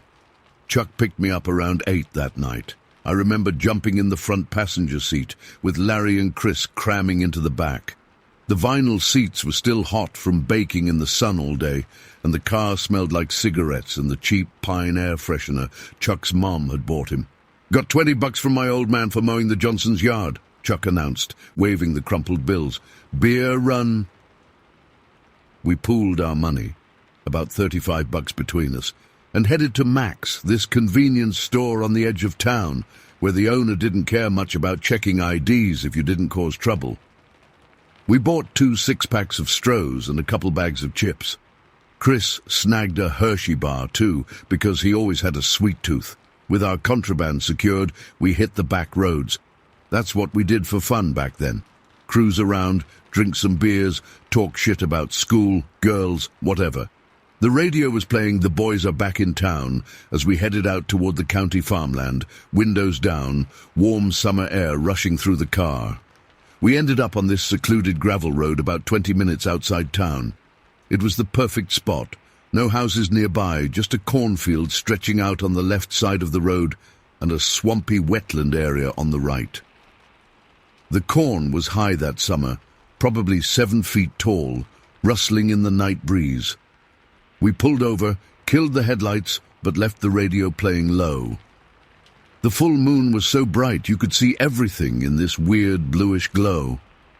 I remember twisting sideways in the passenger seat, my back against the door, one leg up on the seat so I could face everyone.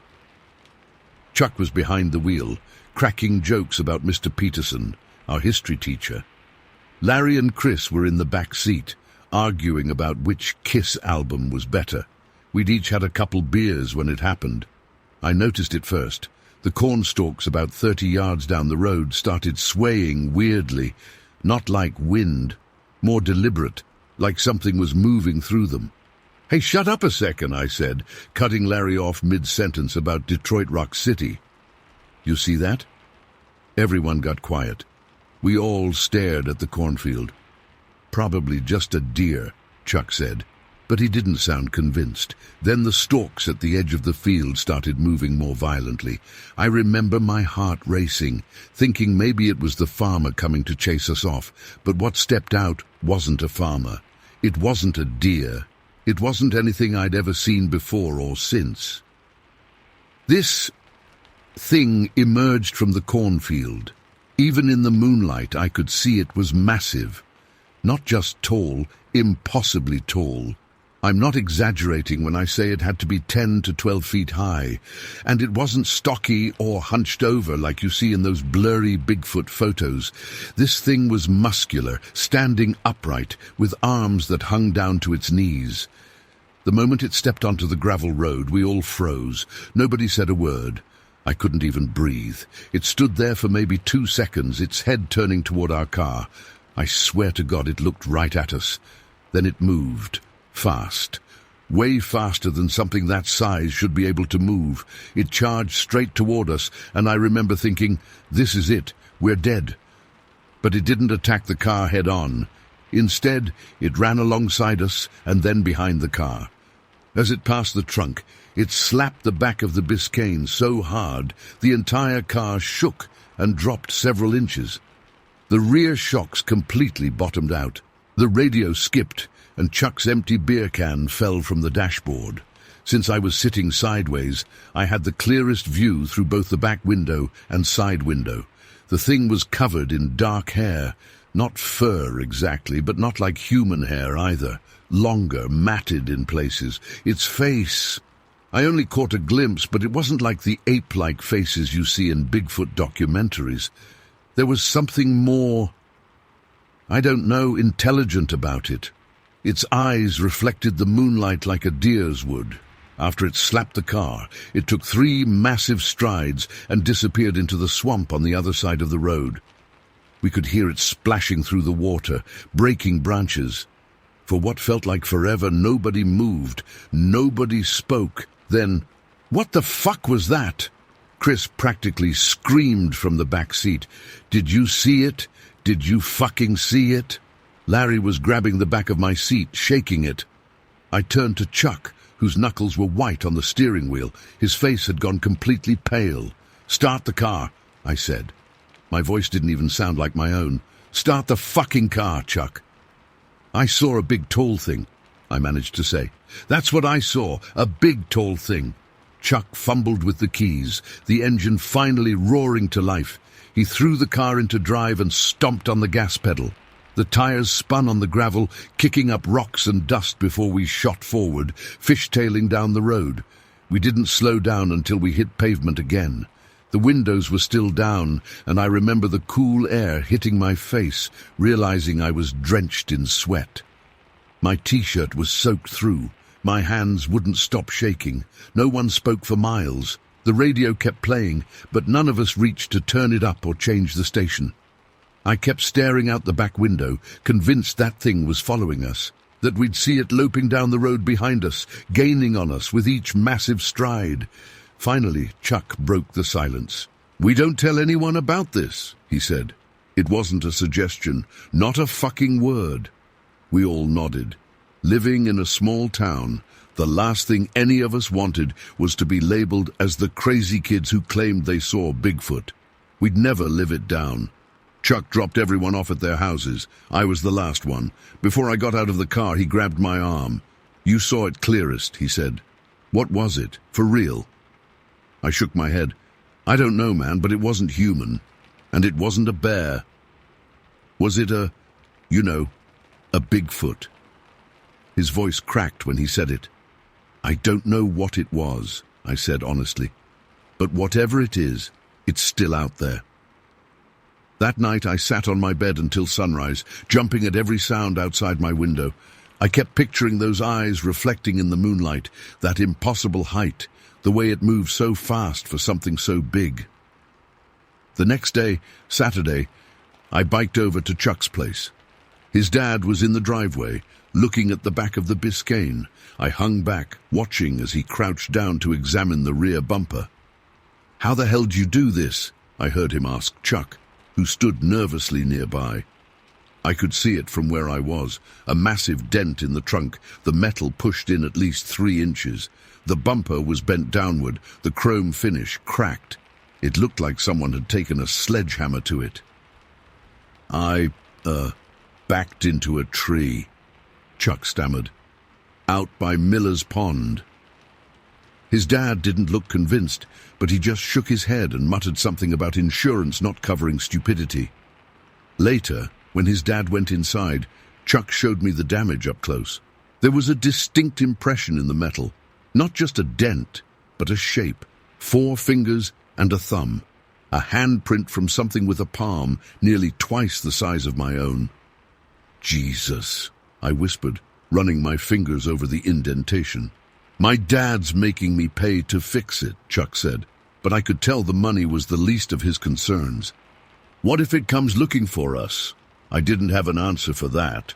True to our word, none of us ever discussed that night again, not with each other, not with anyone else. It was like we made this unspoken pact to pretend it never happened. But I know Chris and Larry were as scared as we were. Chris started refusing to go camping with his family, making up excuses. Larry would turn down our invitations to go out cruising on weekends, saying he had homework or wasn't feeling well. I never went back down that gravel road again. None of us did, not even in daylight. What stayed with me all these years isn't just what we saw, but what we heard. After it hit the car and ran into the swamp, the splashing wasn't just heavy, it was purposeful. It wasn't thrashing around in panic, it was moving with intention, like it knew exactly where it was going, like that swamp was its territory, and we were the intruders it was warning off. I've looked up Bigfoot sightings in Michigan over the years. There have been a few reports from Calhoun County, but nothing matching what we saw. Most descriptions talk about 7 to 8 foot creatures, bulky and ape-like. What we encountered was different, taller, more upright, more present, more aware. Sometimes I wonder if the others remember it the way I do. Chuck moved to Florida after high school. Larry joined the army. Chris still lives in town, but we drifted apart. I've thought about calling him, asking if he ever thinks about that night, but what would be the point? We made our choice to bury it. I'm 63 now. I've got grandkids who love camping and hiking, and my wife thinks I'm overprotective when I insist they stay close to the campsite, that they never wander off alone. How can I explain that there are things in the woods that shouldn't exist? That there are creatures out there that defy explanation?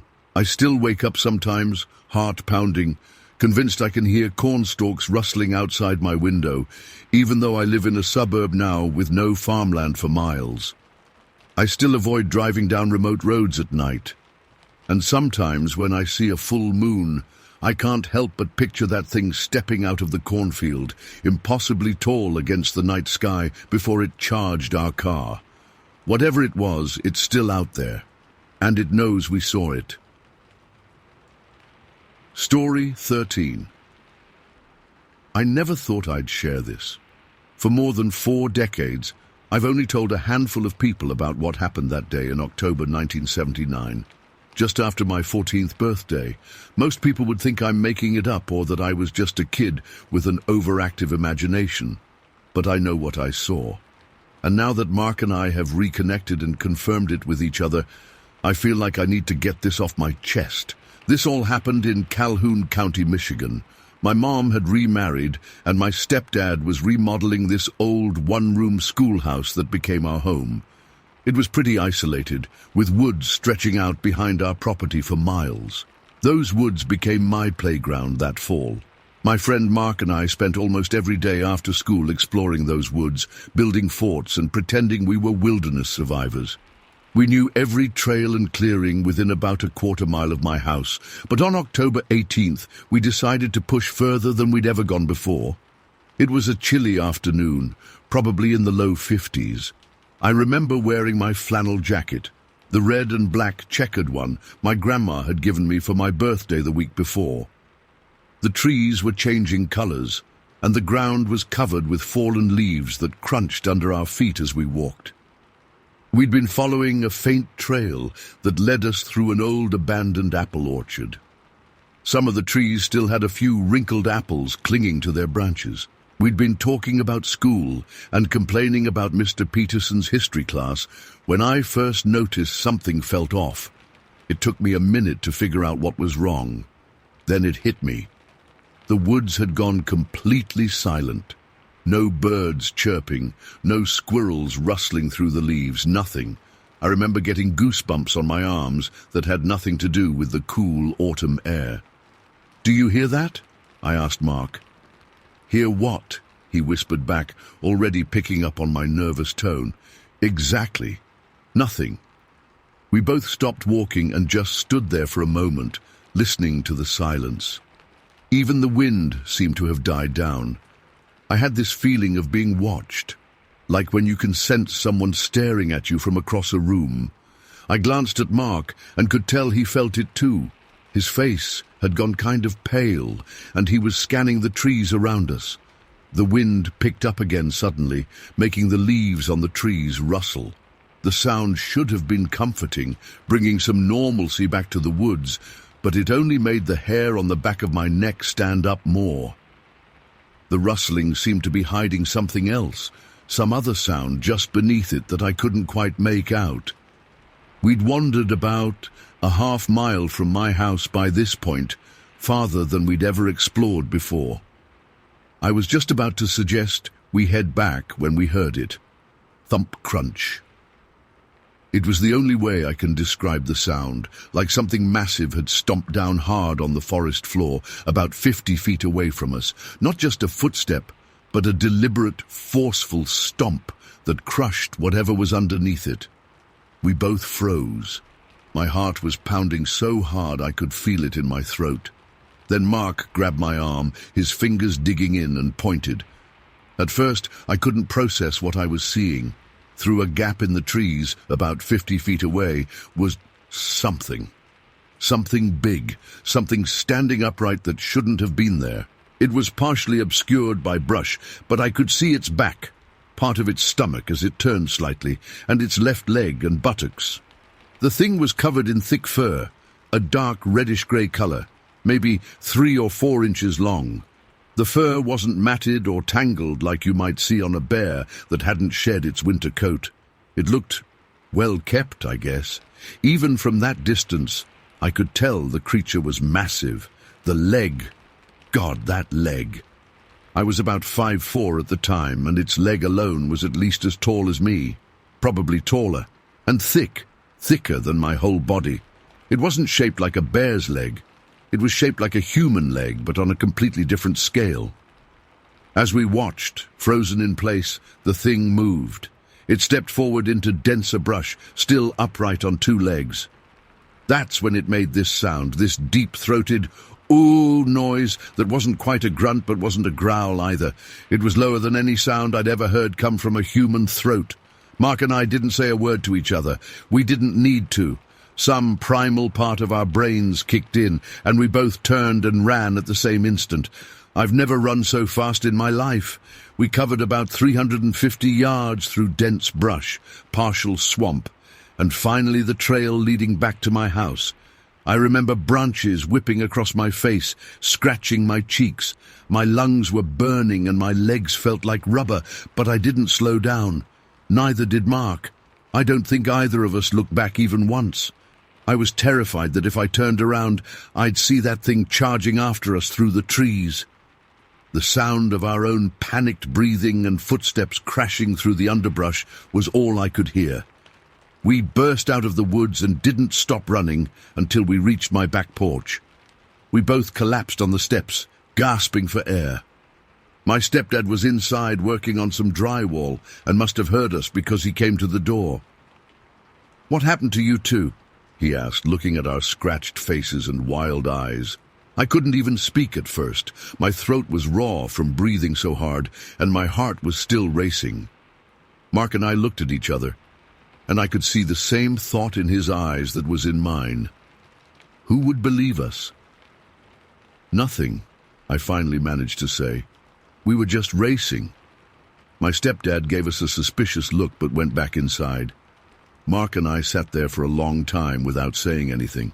Finally, he broke the silence. "What was that thing?" he whispered. I shook my head. "I don't know." But I did know. We both did. We just couldn't bring ourselves to say it out loud.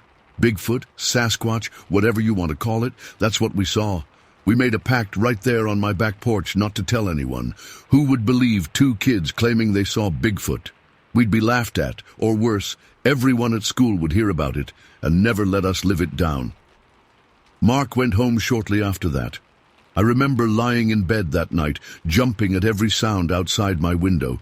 The house creaked and settled as houses do, but each noise made me pull my blankets tighter around me. I kept seeing that massive leg, that reddish-grey fur, every time I closed my eyes. The next day at school, Mark and I barely talked about it. It was like if we didn't discuss it, maybe it hadn't really happened. But I noticed we both kept looking over our shoulders more often, especially when we were outside. I couldn't stay away from those woods, though. About a week after the encounter, when I had finally worked up the courage, I went back to the area where we had seen the creature. I didn't go alone. I brought my stepdad's hunting dog, Rex, with me for protection and company. Rex was a good hunting dog, a Labrador retriever who wasn't afraid of anything, or so I thought. As we approached the area where we'd seen the creature, Rex started acting weird. His ears went back, and he kept whining and pulling on his leash, trying to get me to turn around. When I insisted on continuing forward, he planted his feet and refused to move. I'd never seen him act that way before. Despite Rex's reluctance, I pressed on a little further. That's when I noticed something strange about the ground, where we'd heard that stomping sound. There were several deep impressions in the soft earth, not clear footprints, but depressions that were much larger and deeper than anything a deer or normal forest animal would make. Some of the smaller trees in the area were broken too.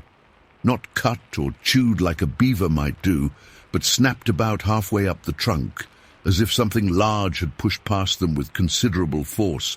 I didn't stay long. Rex's behavior had me spooked, and being back there alone brought all the fear rushing back. As I hurried home, I realized the woods didn't feel like my playground anymore. They felt dangerous, like I was trespassing in someone else's territory. In the weeks that followed, I started paying more attention to sounds in the forest at night. From my bedroom window, I could sometimes hear screams in the distance, not human screams, but not quite animal either. At the time, I told myself they were just owls. But now, having researched Bigfoot vocalizations as an adult, I recognize the similarities. After a few months, my family moved to a different part of Michigan. Mark and I drifted apart as kids do when they no longer see each other every day. Life went on, and the encounter became something I pushed to the back of my mind, only remembering it occasionally in dreams. Then, about 5 years ago, Mark found me on social media. We arranged to meet up for a beer when I was back in Michigan visiting family.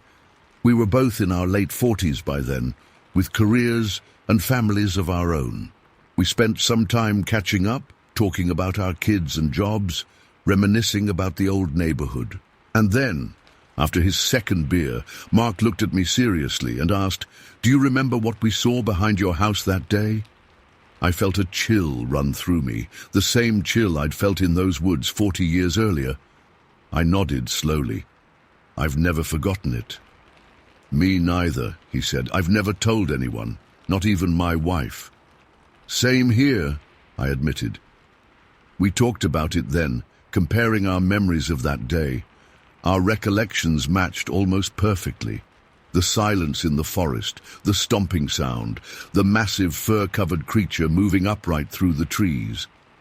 It wasn't a childhood fantasy or an overactive imagination. It was real. We both saw it. I've spent countless hours since then researching Bigfoot sightings in Michigan. Turns out Calhoun County has had quite a few reports over the years. Some of the descriptions match exactly what Mark and I saw that day. The reddish-grey fur, the massive size, the deep vocalizations. I still don't know for sure what we encountered in those woods in 1979. All I know is that it was real, it was huge, and it changed how I view the wilderness forever. When I go hiking now, I'm always aware that there might be things out there we don't fully understand, creatures that have managed to remain hidden despite our best efforts to catalogue every living thing on the planet. Sometimes I wonder if that creature is still out there, or maybe its descendants, moving quietly through the forests of Michigan. I wonder if some other kid has stumbled across it and, like me, has kept the secret for decades out of fear of not being believed. Whatever it was, I saw it. Mark saw it. And after 40+ years, I'm finally sharing the story. Story 14. I was 27 then, working as an X-ray machine repairman covering hospitals and clinics all over southwestern Michigan. My territory stretched from Kalamazoo to Battle Creek, down to Coldwater and over to Niles. I loved the job. Decent pay, lots of independence, and I got to help keep important medical equipment running. But it meant a lot of driving, often at odd hours when hospitals needed emergency repairs. September 16th, 1974. That date is burned into my brain. It wasn't my first encounter with whatever it was, but it was definitely the one that convinced me I wasn't just seeing things. It had been a long day. I'd started in Kalamazoo around 7 a.m. with a routine maintenance job, then got called to Battle Creek for an emergency repair on their main radiology machine. By the time I finished, it was getting dark. I remember checking my watch just past 8:30 p.m. and deciding to take the back roads home instead of the highway. I lived in a small house outside Marshall at the time, and sometimes I'd cut through the rural areas around Goose Lake to save time. The sky was clear that night. Almost no moon, but the stars were out in force. No streetlights on those country roads, just my headlights cutting through the darkness. I had the windows cracked open because it was one of those perfect early fall evenings, cool but not cold. You could smell the fields and the water from Goose Lake. I was driving my company truck, a '72 Ford, with the repair company logo on the doors. I had my toolbox rattling around in the back and was probably going about 45 mpm. The radio was playing softly, some Eagles song, I think, and I was dead tired but still alert enough to drive safely. I'd gone about 2 miles down Goose Lake Road when it happened. Something massive crossed the road about 20 feet in front of my truck. At first, my brain couldn't process what I was seeing. It was huge, way bigger than a deer, and walking upright on 2 legs. It crossed from right to left in maybe 3 or 4 strides, which is crazy considering how wide that road is. My headlights caught it for just a second or two before it disappeared into the trees on the other side. I hit the brakes instinctively, not hard enough to skid, but enough to slow down quickly.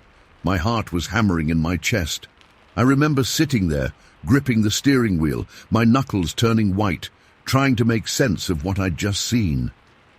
Just a bear, I told myself. Had to be a bear walking on its hind legs.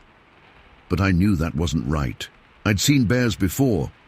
This was taller, and it moved differently, more fluid, more human-like.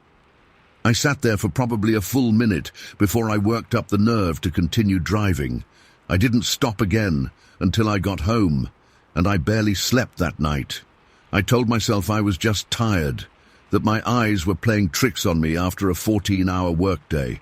Stress, exhaustion, maybe the glare of headlights against the darkness. I almost convinced myself.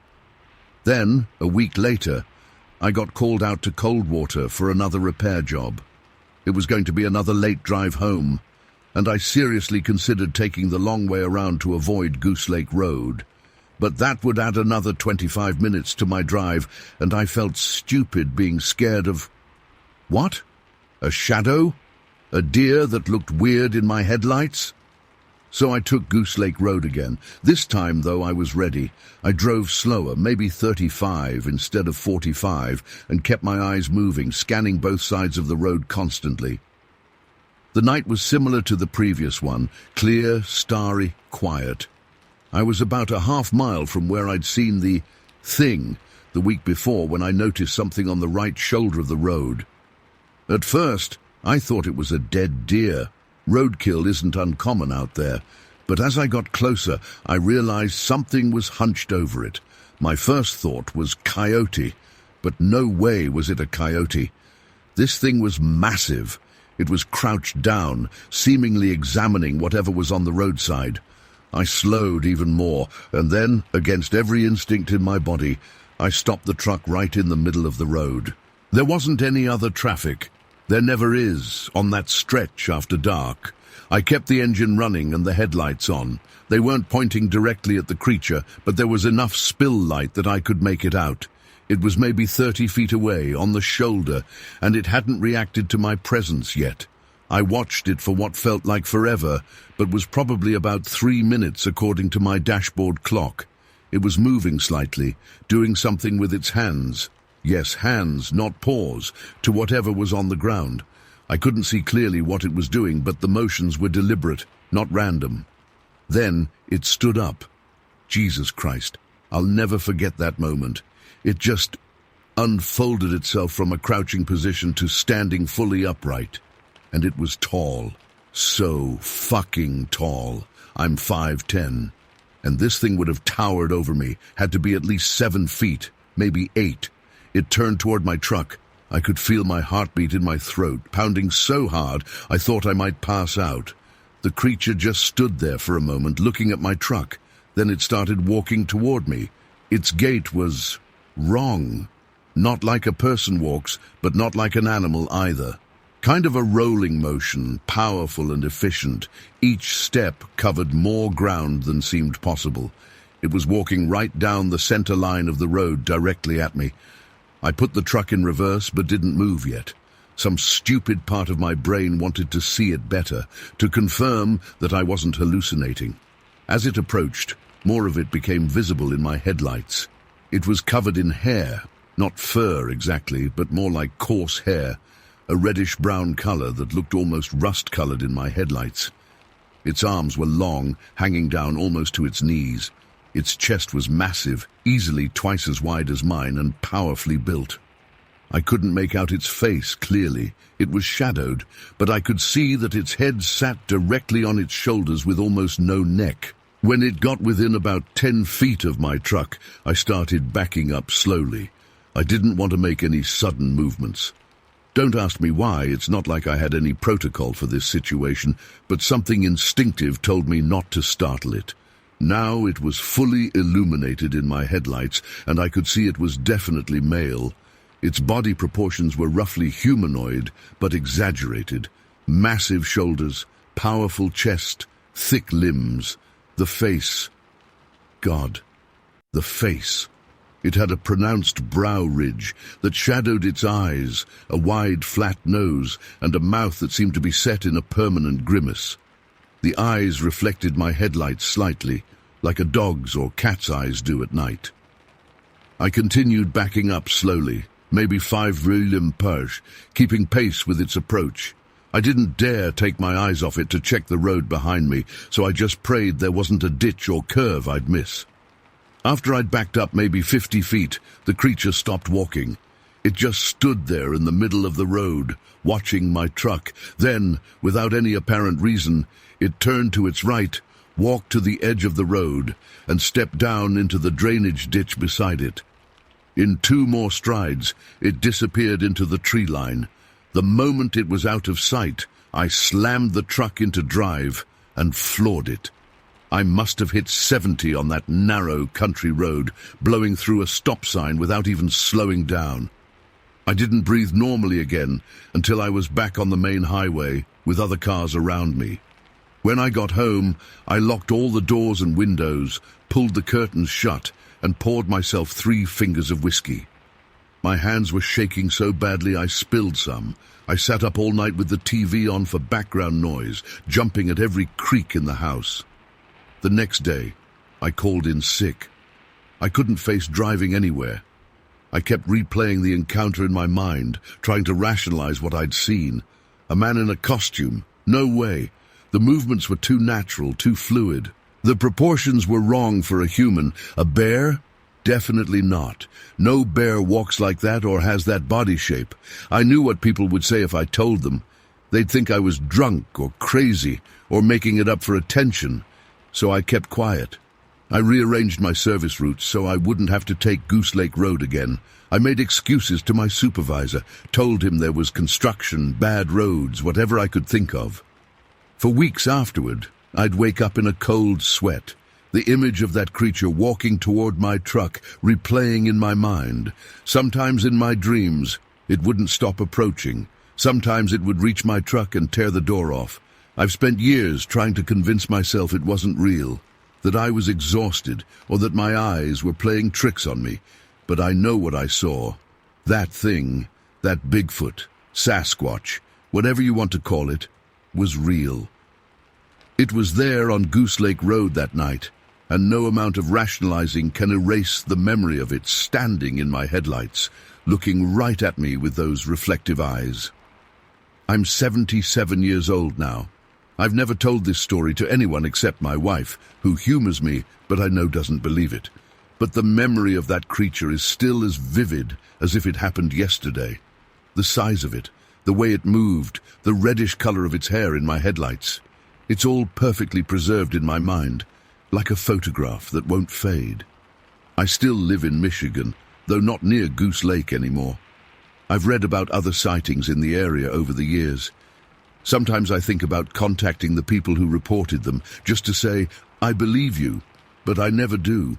I don't know what that creature was or where it came from. I don't know if it's still out there. But I know what I saw that night in September 1974.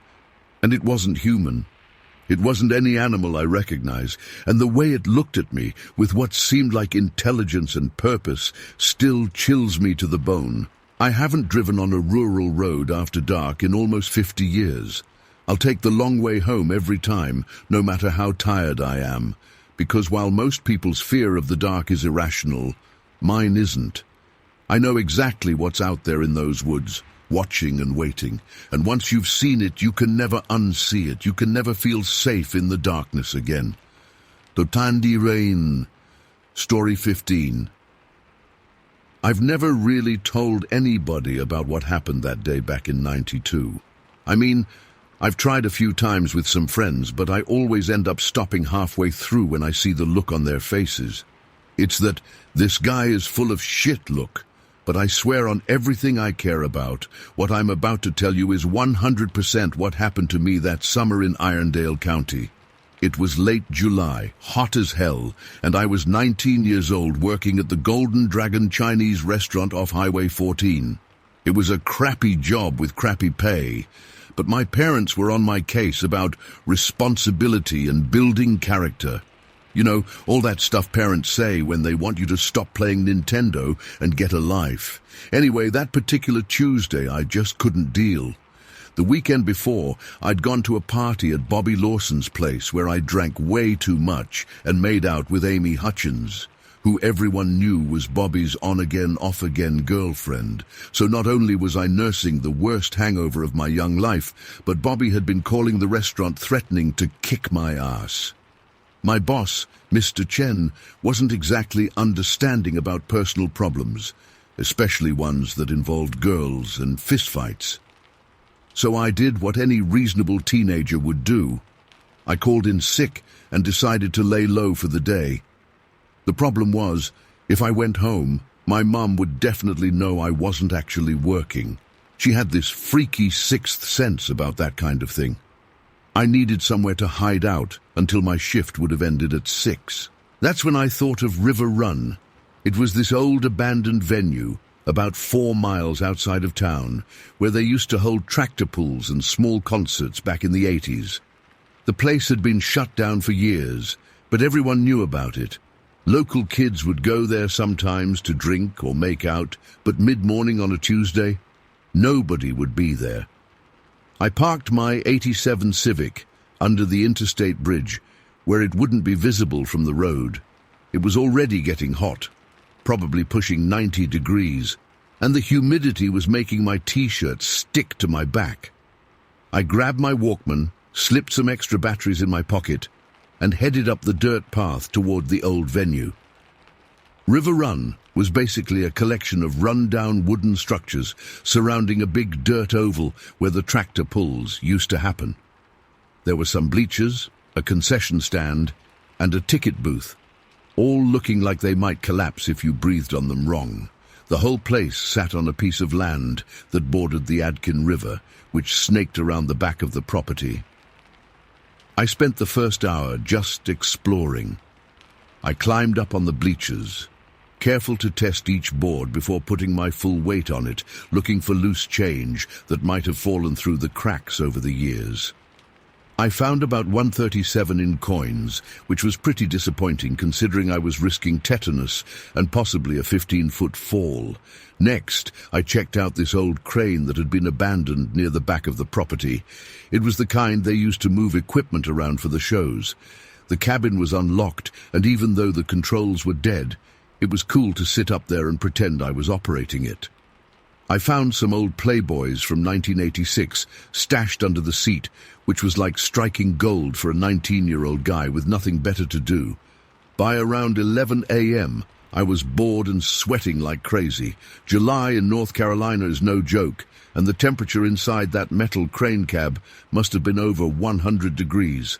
I decided to head down toward the river, thinking I could maybe dip my feet in to cool off. There was this narrow dirt path that ran parallel to the river, cutting through a patch of woods before opening up to a sandy bank.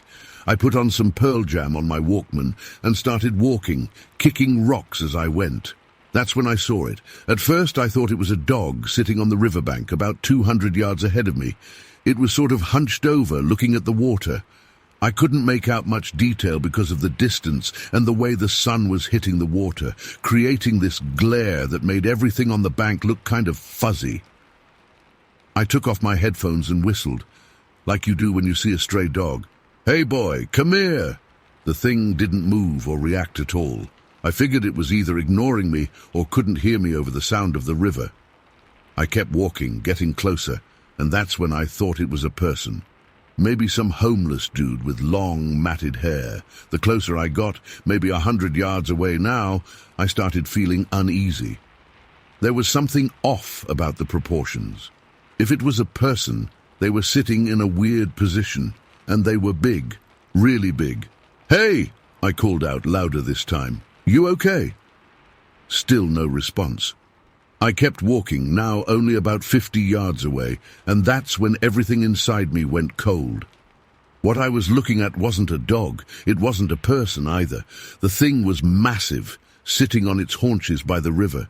It had this light-colored fur, not dark brown like you'd expect from the stories, but more of a reddish-blonde color, almost strawberry blonde, like Chewbacca from Star Wars if he'd been dipped in strawberry Kool-Aid. The fur was long and shaggy, especially around the shoulders and back. My brain couldn't process what I was seeing. I just stood there, frozen, trying to make sense of it. The creature was facing away from me toward the river, so I couldn't see its face. But I could see its broad back, the massive shoulders, the long arms that ended in what looked like hands, not paws. Here's the weird part, and I still don't understand this. My first instinct wasn't to run away. It was to run toward it. I think my brain was desperately trying to prove to itself that I was just seeing things wrong, that it was just a weird-looking tree stump, or maybe someone in a costume. So I actually started moving closer, my heart pounding so hard I could feel it in my throat. I remember thinking, this isn't real, this can't be real. When I was about 30 yards away, I had to step over a fallen branch. It was just a split second where I looked down at my feet, and when I looked back up, it was gone. Just fucking gone. There's no way it could have moved that fast without me seeing it. There wasn't enough cover nearby for something that size to hide. It's like it just vanished. I stood there for maybe a full minute, my legs shaking so bad I thought I might fall over. Then I did the dumbest thing possible. I walked all the way to the spot where it had been sitting. The sand at the river's edge was disturbed, but there weren't clear footprints or anything, just places where the sand had slid down into the water. I looked for hair, prints, anything, but found nothing conclusive. The area smelled musty, like wet dog mixed with something else I couldn't identify, sort of sour and wild. Standing there, I tried to estimate how big this thing had been. I'm 6'2", and when I stretch my arms up, I can reach about 7 to 6 off the ground.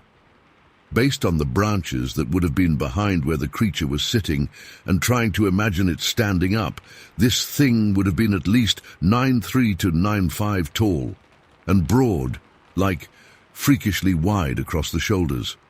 I've played football. I've stood next to linebackers and defensive ends. This thing would have made them look like children. I don't know how long I stood there trying to process what I'd seen. Eventually, the fear kicked in. The real, paralyzing fear that comes when your brain finally accepts what your eyes have seen.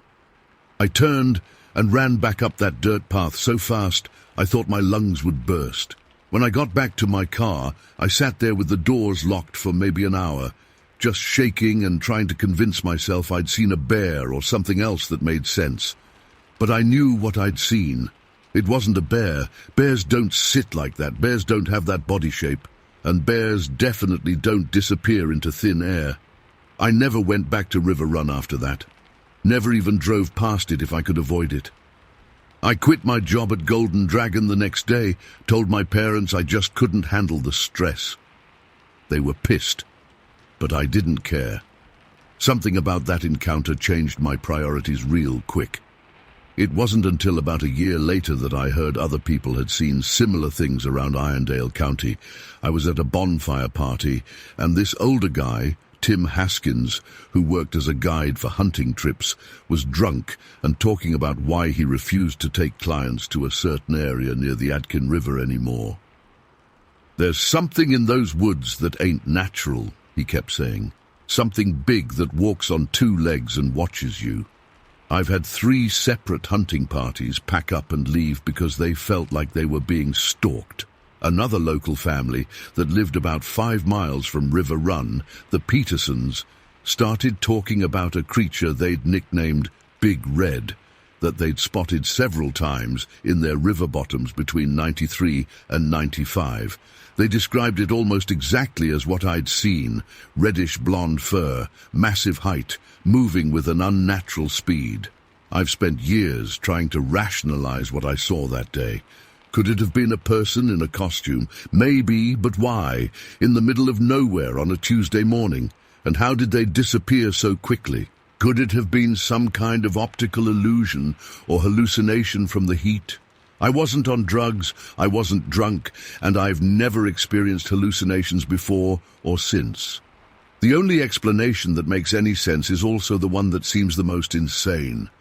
I saw a Bigfoot that day, a real, living, breathing Bigfoot sitting by the Yadkin River on a hot July morning in 1992. I've read about Bigfoot sightings over the years, trying to find ones that match what I saw. Most describe dark brown or black fur, but there are a handful of accounts of reddish-colored Sasquatches, particularly in the southeast. What haunts me most isn't just that I saw this creature, but that moment of eye contact that never happened.